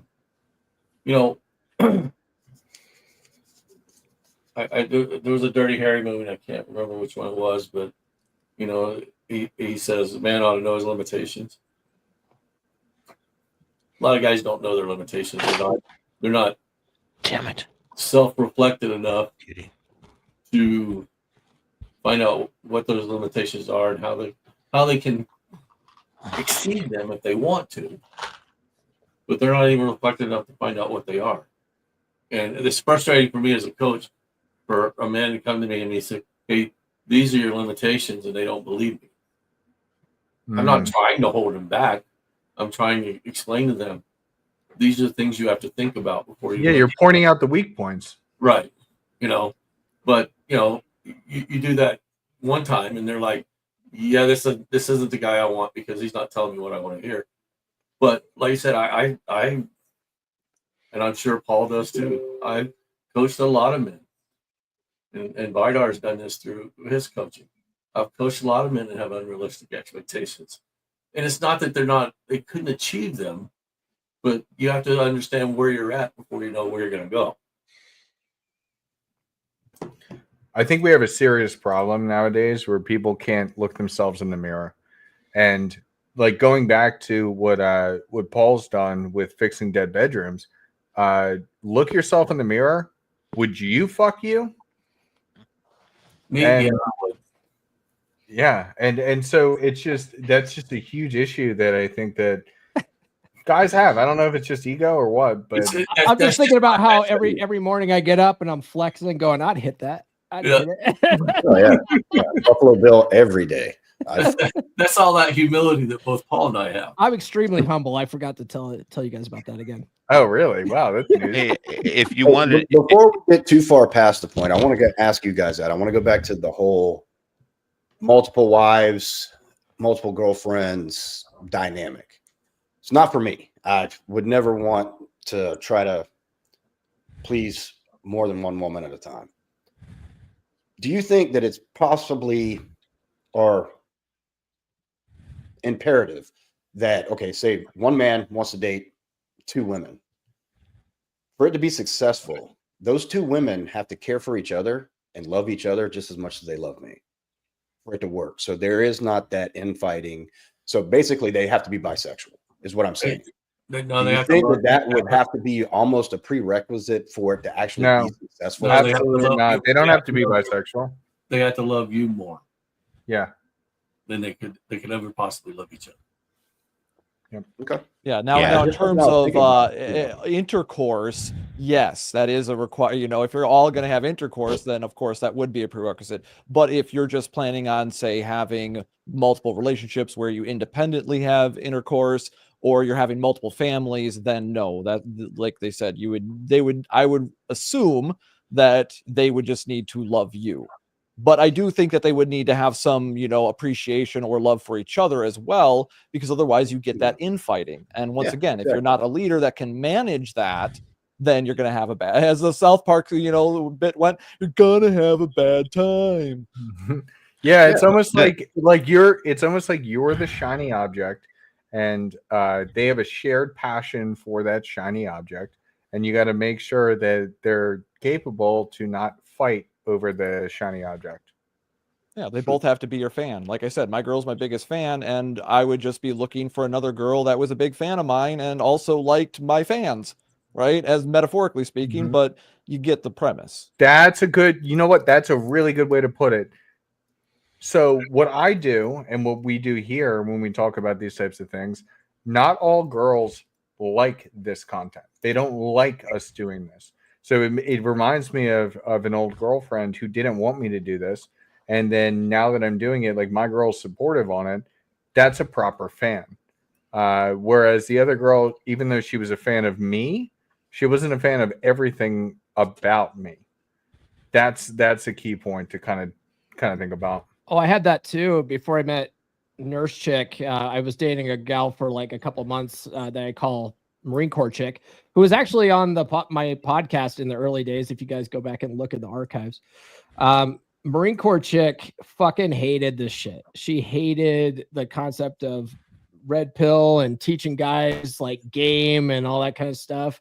And she thought it was toxic, and we only lasted a couple months. And I was like, this isn't working out, But Nurse Chick, on the other hand, like right after we started dating, like she internet stalked me because I was being a mystery and I wasn't putting everything out there. And so it got her curious. She started looking on the internet and going down rabbit holes, and she found my TikToks and podcast. And like, I think on our fourth date or something like that, I remember her being at the house and just randomly bringing up hypergamy out of nowhere. No one talks about that. And I was like, okay, that's oddly specific. Like regular people don't talk about that shit, And so I was like, I put out a video the next day saying, has anyone ever said anything that's so oddly specific that that the internet stalked you? And I got a text 30 minutes later going, I have a confession to make. I found your TikToks. I found your podcasts. Oh my God. Now she tunes into all the different live streams. She's usually the first person in the chat. She loves this stuff. Yep. And that proves the point, though. And it's Discovery inspired trumps her to work disclosure. on herself. Yeah.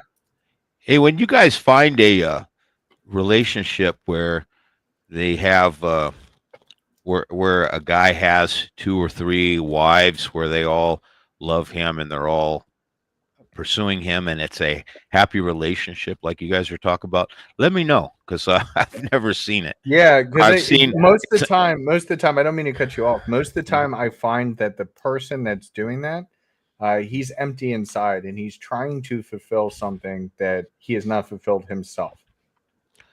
Yeah, like I was saying, the most successful one that I saw wasn't really, they weren't didn't have sister wives. I would say he kind of had a harem, but as them being the alpha pair, she was definitely very bisexual, and they would bring other women in to their relationship. Like I said, they would sometimes a year, sometimes 6 months, sometimes it was the flavor of the week, and they would have sometimes two women with them, so he'd have 3 women, and they seemed to have a good time.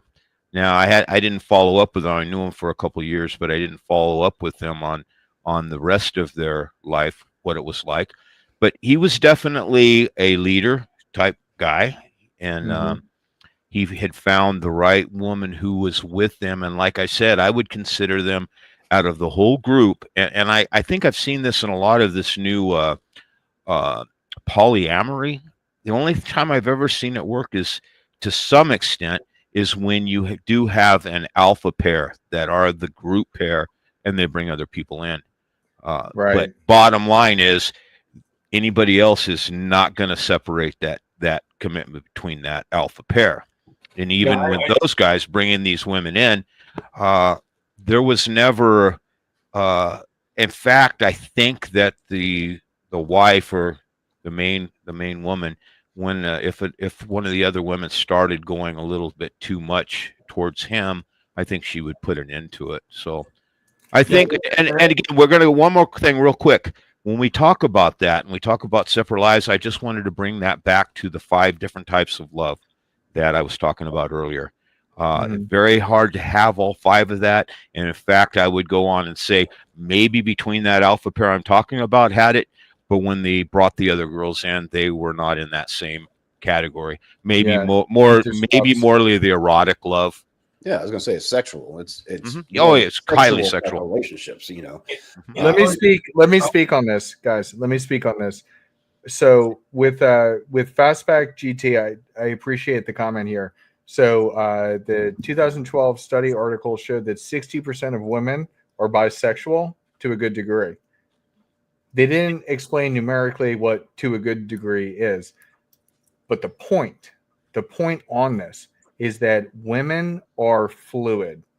Okay, understand that their emotions drive everything. They're fluid in sexuality because they're fluid to the leader of the group, whether that be the leader as a man or whether it be the leader in their friend group, the queen bee, so to say. So that's something very important to take into consideration. They are always looking for that leader, that driving force that's going to take whatever that energy, that emotion down the correct river. So that's why it's so high. And I don't know if you guys have ever done the experiment of asking girls, like, have you ever kissed a girl? I would say it's more than 60%, 7 times. Well, it depends on if she's comfortable to actually tell you the truth. I would say at least 6-7 times out of 10, they would say yes. And I can look at this panel and I can ask you guys, although I don't know about some of you guys, Paul, but I don't think you guys have ever kissed another man, right? No. You didn't experiment in middle school, right? No. Mm-mm. I'll say this: all women, 100% are bi. It's just you got to figure out if it's bisexual or bipolar. Yeah, I didn't know that one. By the way. Or most Well, of them. there's another study that Myron talks about on the Fresh and Fit podcast all the time, where they I can't remember which study it was, but it was a university study, and they put straight men, gay men, and women in they hooked them up to like a button. They got a button, and then they had probes attached to their genitals where they could see I know exactly what what their you're actual talking about. arousal was, and they were supposed to click the button every time. They would show them images, and then they were supposed to click the button every time they got aroused. And then they compared, and they found out that straight men, when they saw heterosexual images, they clicked the button and it matched the genitals. Gay men, same thing. They saw something they liked. They saw a dude's dick. They clicked it and matched the genitals. Women, they would click for only the safe, hetero stuff, but everything they showed, including animals having intercourse, would trigger the genitals. So that's the scientific explanation right there, that women are highly erotic because, as Ray said before, they kind of love by default, right? And that in a variety of ways, and that's who they are by nature. Well, so once again, they all are bi to some degree, and that's why, because they're visually stimulated by all forms of love. I would have to say, I don't think it's the visually stimulated. It's the emotional stimulation of even an animal mating. It's the idea where we men, when I was younger and single, I bought a magazine that was nothing but pictures of vaginas. There were nothing but that, right? And I was aroused by it. Women do not buy a book of just dick pics. They don't get aroused by pictures when you send them. And guys, I hate to break this to you, but when you send your dick pic, you're not going to turn them on. They are not going to get aroused by that. They would Never. probably get more aroused by animals having sex and you just throwing your dick pic out there. Unless, I mean, you're Because what it's doing, it's showing hung. the action. It's painting the picture. Women, it's about the journey. It's about painting, and that's why, like, I love and I think that, like, just as I look around, like all the different Legos and stuff that I have. I mean, hell, look at this that I got back here. Just throwing things together. I got a fucking GameCube behind this Futurama Planet Express ship with Doc Ock fighting Spider-Man, like all this type of stuff. You're painting in her brain. That's what women respond to. Painting a story. So it Yeah, doesn't and matter what that story is, but a dick pic is not painting anything. Yeah, they're not. dick They pic while don't you're process the visual stimulation the same way we do. Like, don't get it twisted. That's not what I was saying about the study. Is that they see the visual and their brain does interpret it differently. But as you said, yes, it's more the scenario revolved around the action rather than the thing itself. Well, you've got to look at a couple different things.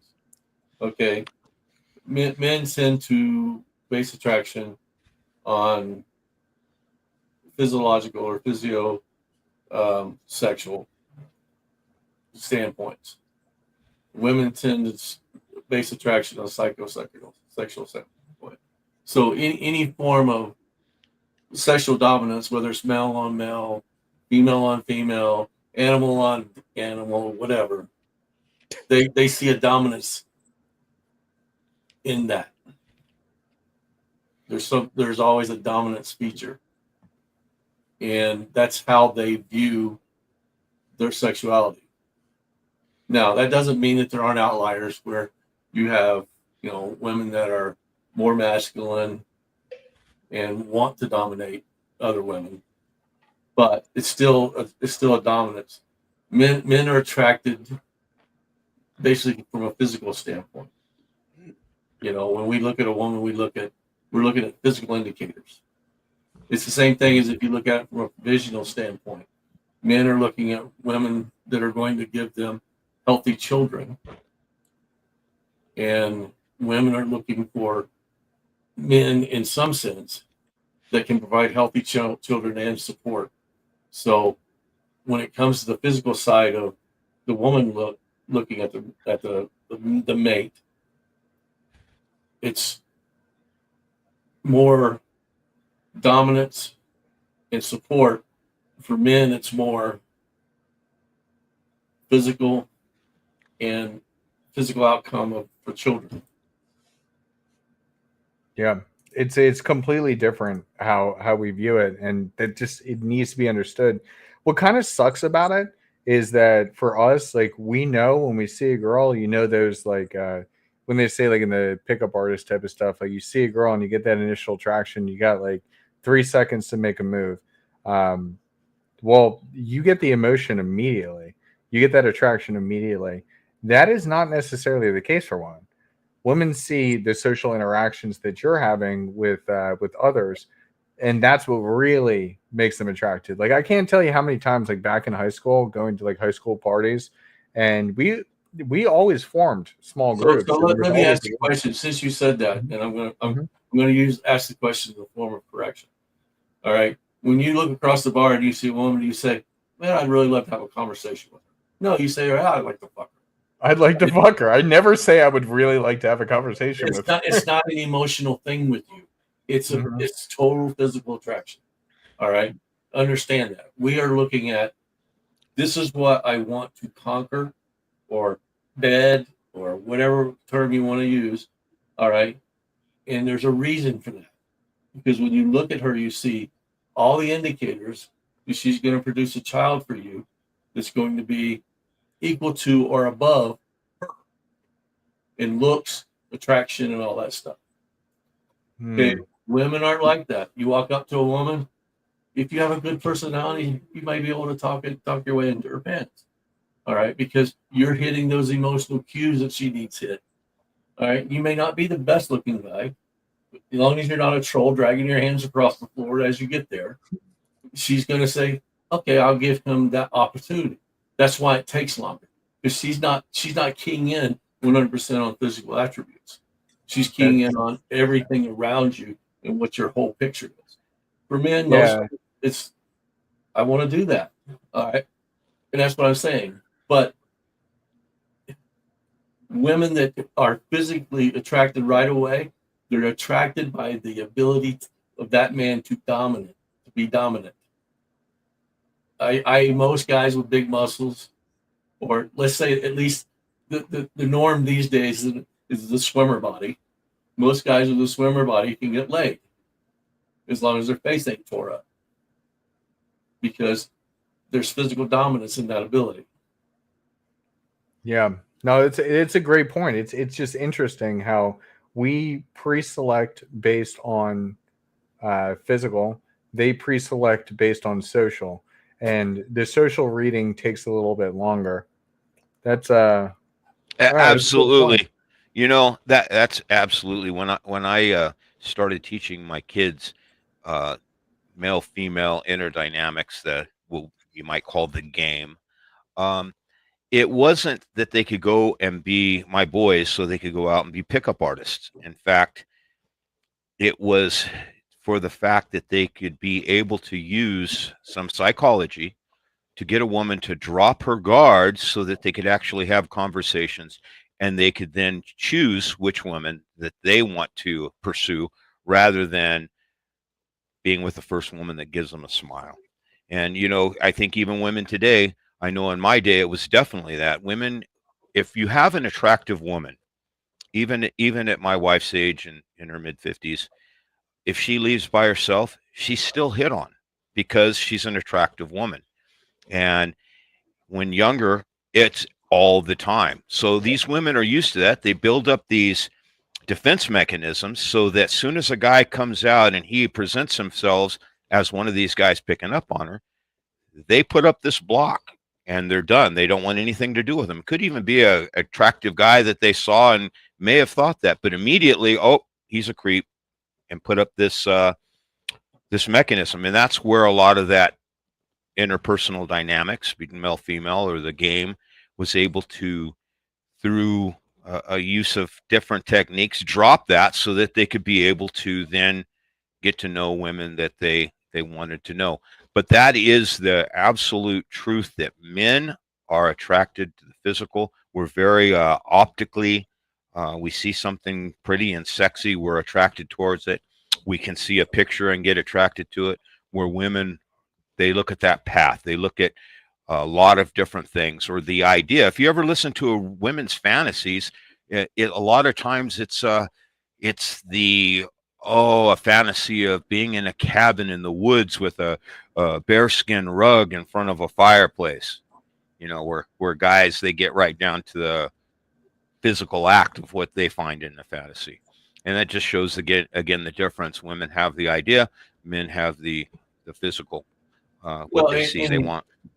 And that's what, when you go back to early pickup, when they were peacocking and stuff like that, that was all an effort to interrupt the mind, or the thought process. It wasn't. It was that she's seeing something she's never seen before. Okay, and now that bridges that barrier between the 1,000 guys before him. So this is different. So it must be. Let's explore the difference, I guess, the best way to put it. It's the same thing with doing interrupt hypnosis. You confuse the mind, and that breaks down the barrier. Right. Once you break down the barrier, you're there. Yeah, and you can direct the thought process then wherever you want it to go. You know, I've known quite a few guys that have followed the path of the game. I mean, they learned all these opening lines, how they would open a set, how they would get a woman to drop their guard, how they would do all these little mind games or games and get these women. And then what we found later on is, once they've learned and mastered it, you don't use it anymore. You don't need to have an opening line to go open a set. You have this confidence and this vibe about you that you don't need any of that to walk up and say, hey, how you doing today? I'm so and so, and just your mere presence drops that creep meter or that stopping that hand. You know, they're, oh, I don't want him. You know, it's just it's very interesting. I don't know if you guys experience that, but I know at least 6 guys that, you know, they spent the time, they learned all this stuff, and then nope, they don't even need to use it anymore. My They don't- biggest takeaway when I read the book The Game wasn't all the pickup artists stuff and all the tricks and stuff they did. It was the fact that all those tricks and techniques that they were doing were really good at getting women in a specific type of girl in bed quickly.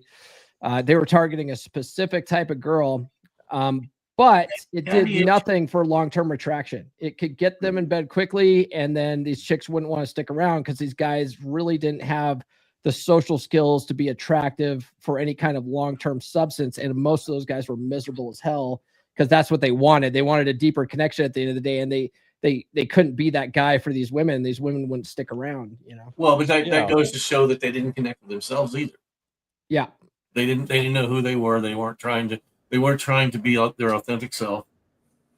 And you know, you can use, like I said, street hypnosis does it all the time. You can use brain interruption techniques, and that'll get you at least listened to, you know, and it may get you to the bedroom.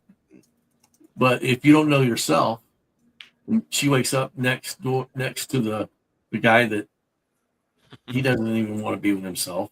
Why should she want to be with him?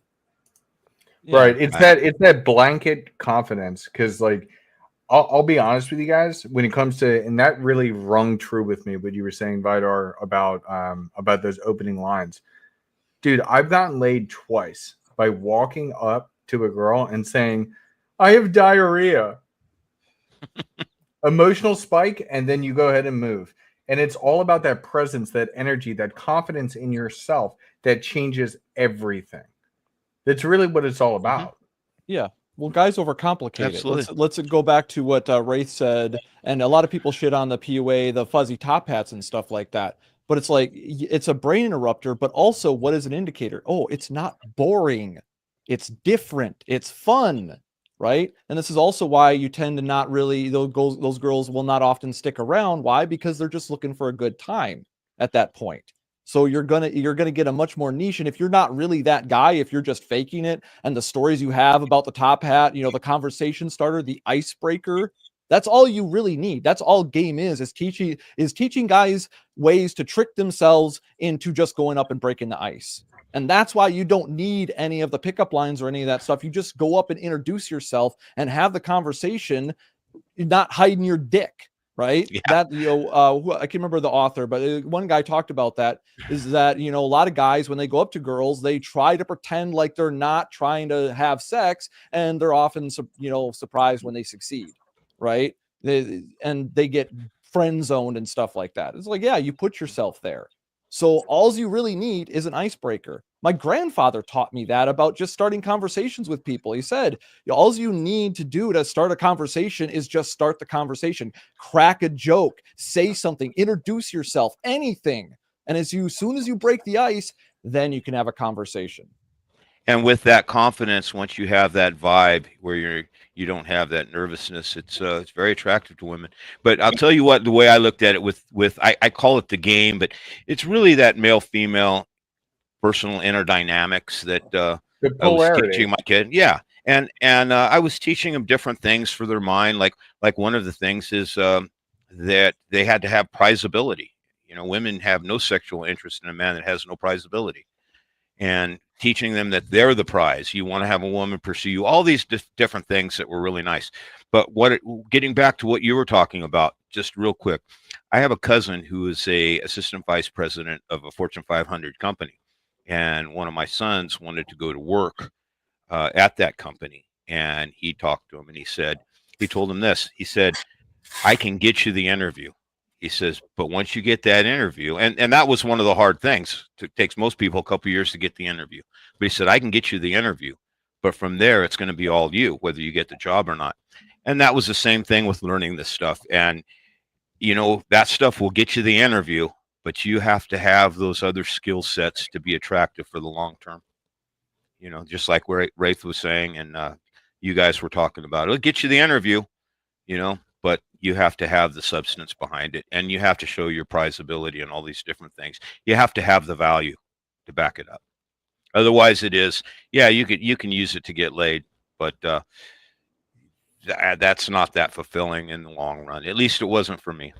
Yeah, I got a buddy who does the same thing. That he's so good at getting laid, but he has never been able to maintain a relationship. And it was just wild seeing him running through a lot of girls in college. And then there was one girl that he was seeing consistently for 3 months, and she just told him, like, I don't want to be with you, because there was no substance behind who he was. And he was a complete wreck afterwards. So you need to understand yourself first. And once you understand yourself first, then you can move accordingly. But anyways, guys, let's get to let's go ahead and do a roundtable on final thoughts and what's going on in your life. Paul, we're going to start with you.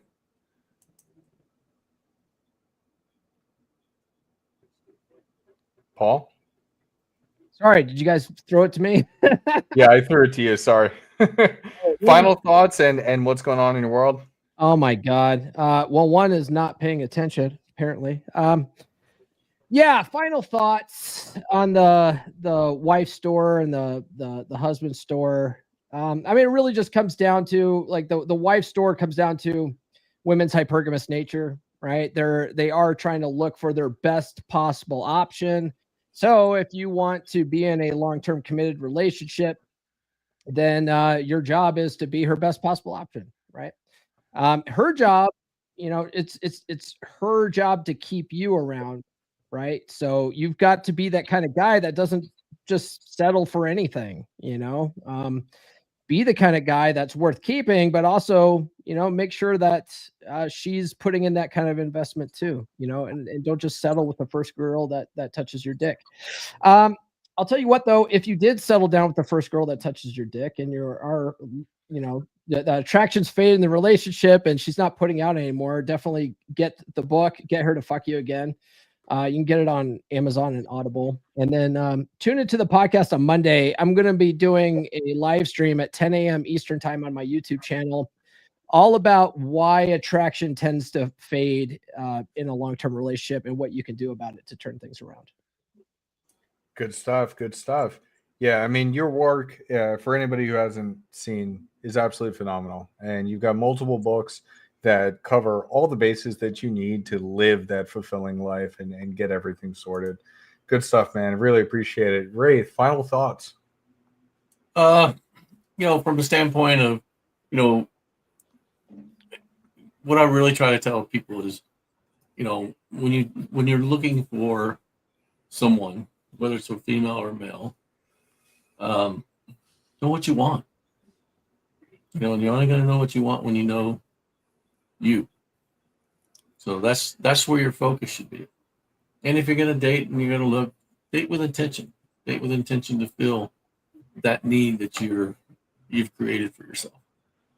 So, and since we're flogging books, I have 4 on Amazon. So if you want to read any of my books, go to Amazon, look Wraith under Wraith Theme Tour, and you can see them.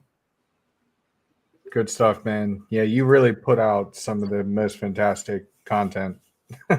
Seriously, like, I mean, when we think about like elders, people that have been through everything, you got it down pat, and you really help people. I know a lot of personal clients that you've had that just completely fixed a lot of their internal issues just by having consultations. So thank you for everything that you do. Yeah, and most of them are in relationships now. That's and I don't set people up to go into relationships. I set them up to fix themselves. But when you got your shit together, other people want to be with you. Yeah, no, it really is such a beautiful thing. You fix yourself, it fixes everything else in your life. And a lot of times we always like to point at external factors, but a lot of times it's not external factors, it's actually internal. Love it. All right, Kevin, let's move to you. All right, man. It's a great topic.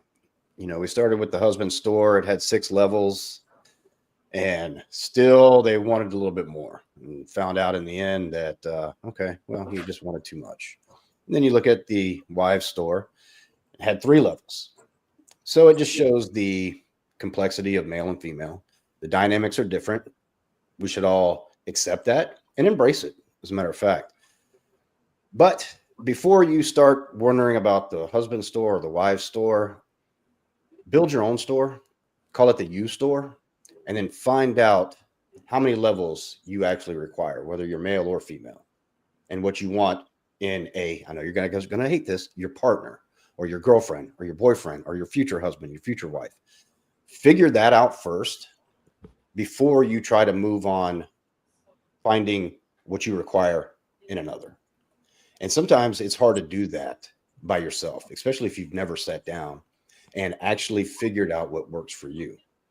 Sometimes you need to be in a group of like-minded, successful men that can help you get there and help you figure those things out.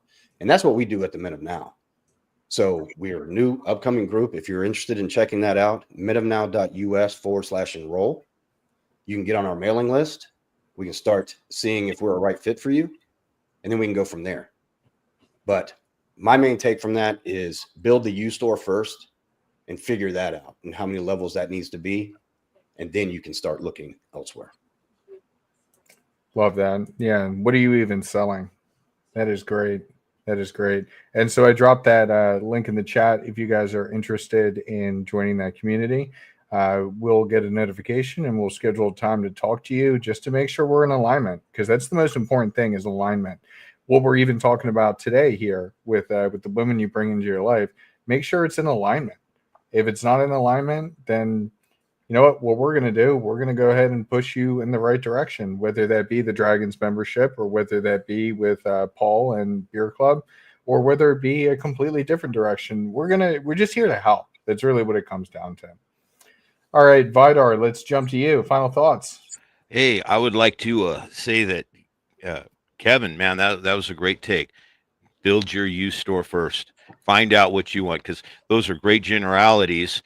But even when it came to the wife store, I only made it to the first level. I didn't even hear that there were actually 3 or more levels.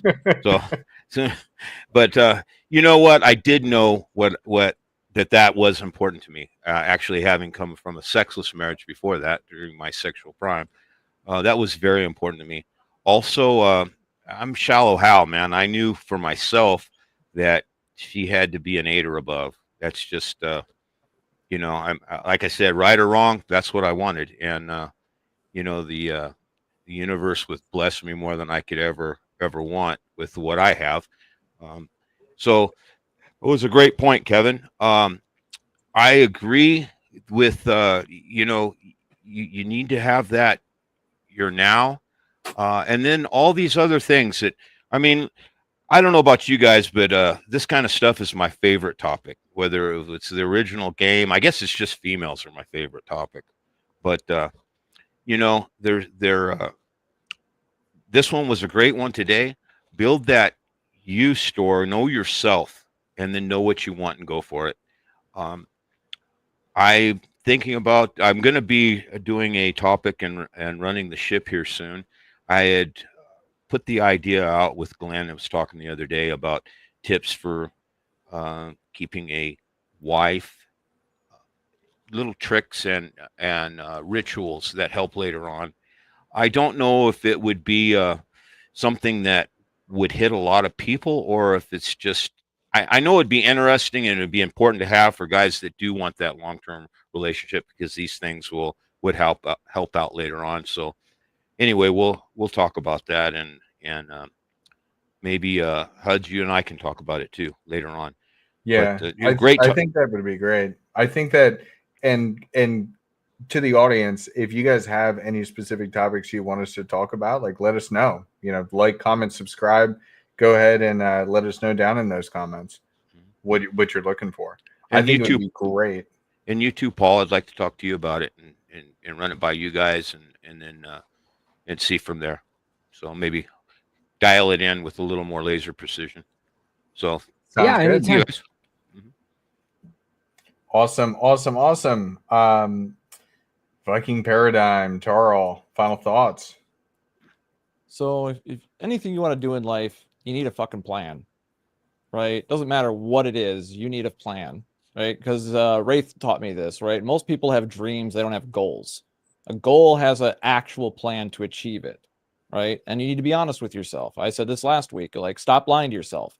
Like, a lot of people know the truth, but they lie to themselves.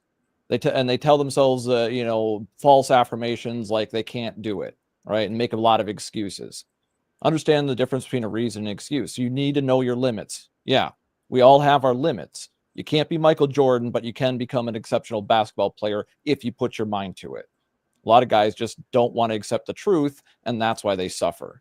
All right. I was one of those guys, an arrogant fool, right? Very, suffered for a long time because of my own arrogance. So I learned, right? Took me a lot longer than some motherfuckers, but I did learn and I've gotten success. Now, as to what got coming up, I can't talk about it yet, but I've got some things in the works. So yeah, Skull. Love to hear it. Well, guys, final thoughts, at least from me. This was a fantastic show. I really enjoyed talking about this. The intersexual dynamics. It's not about sex, and that's what's interesting. When you say intersexual dynamics, it's not about the sex. It's about the understanding that we are of different programs.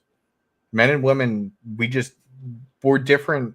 It's like, well, I guess that's a bad example. I was going to say like AMD versus Intel.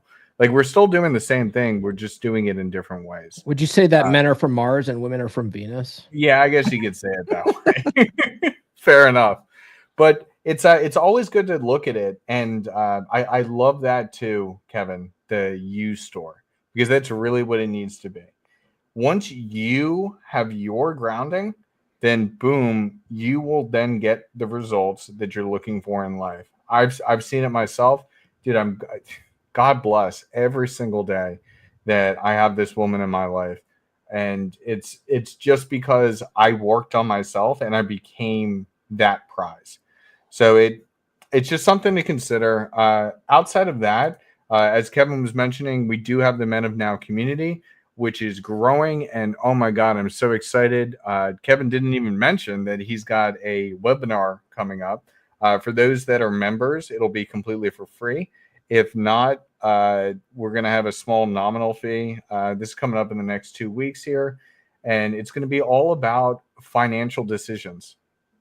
What to do to set yourself up for success, especially in 2025, especially with the uncertainty that we have. Now, outside of that, we do have the Men of Now channel where we do stream each and every week. And it is Tuesday at 8 p.m. Eastern. Wraith, I just saw your message.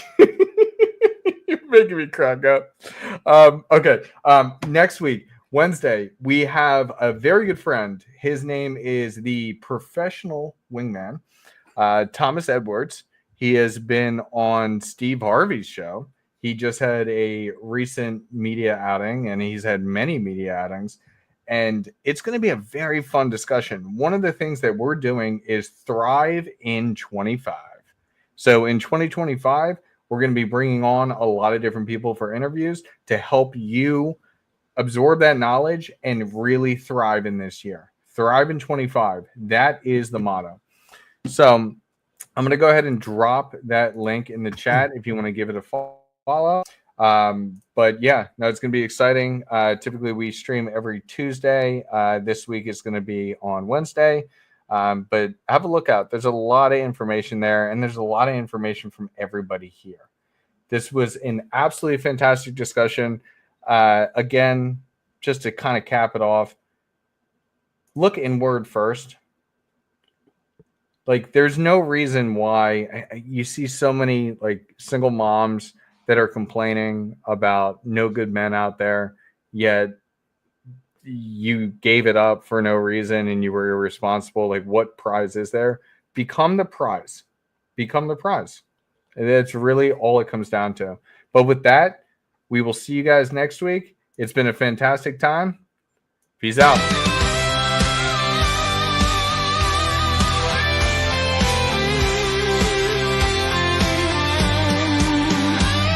On wave we fought to war, brotherhood sword to sword, thunder cracked above, in these battles we love.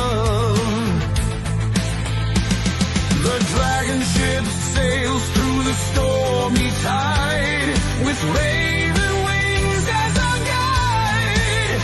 Skies of fire and ash, hearts begin to clash, but it's time to run.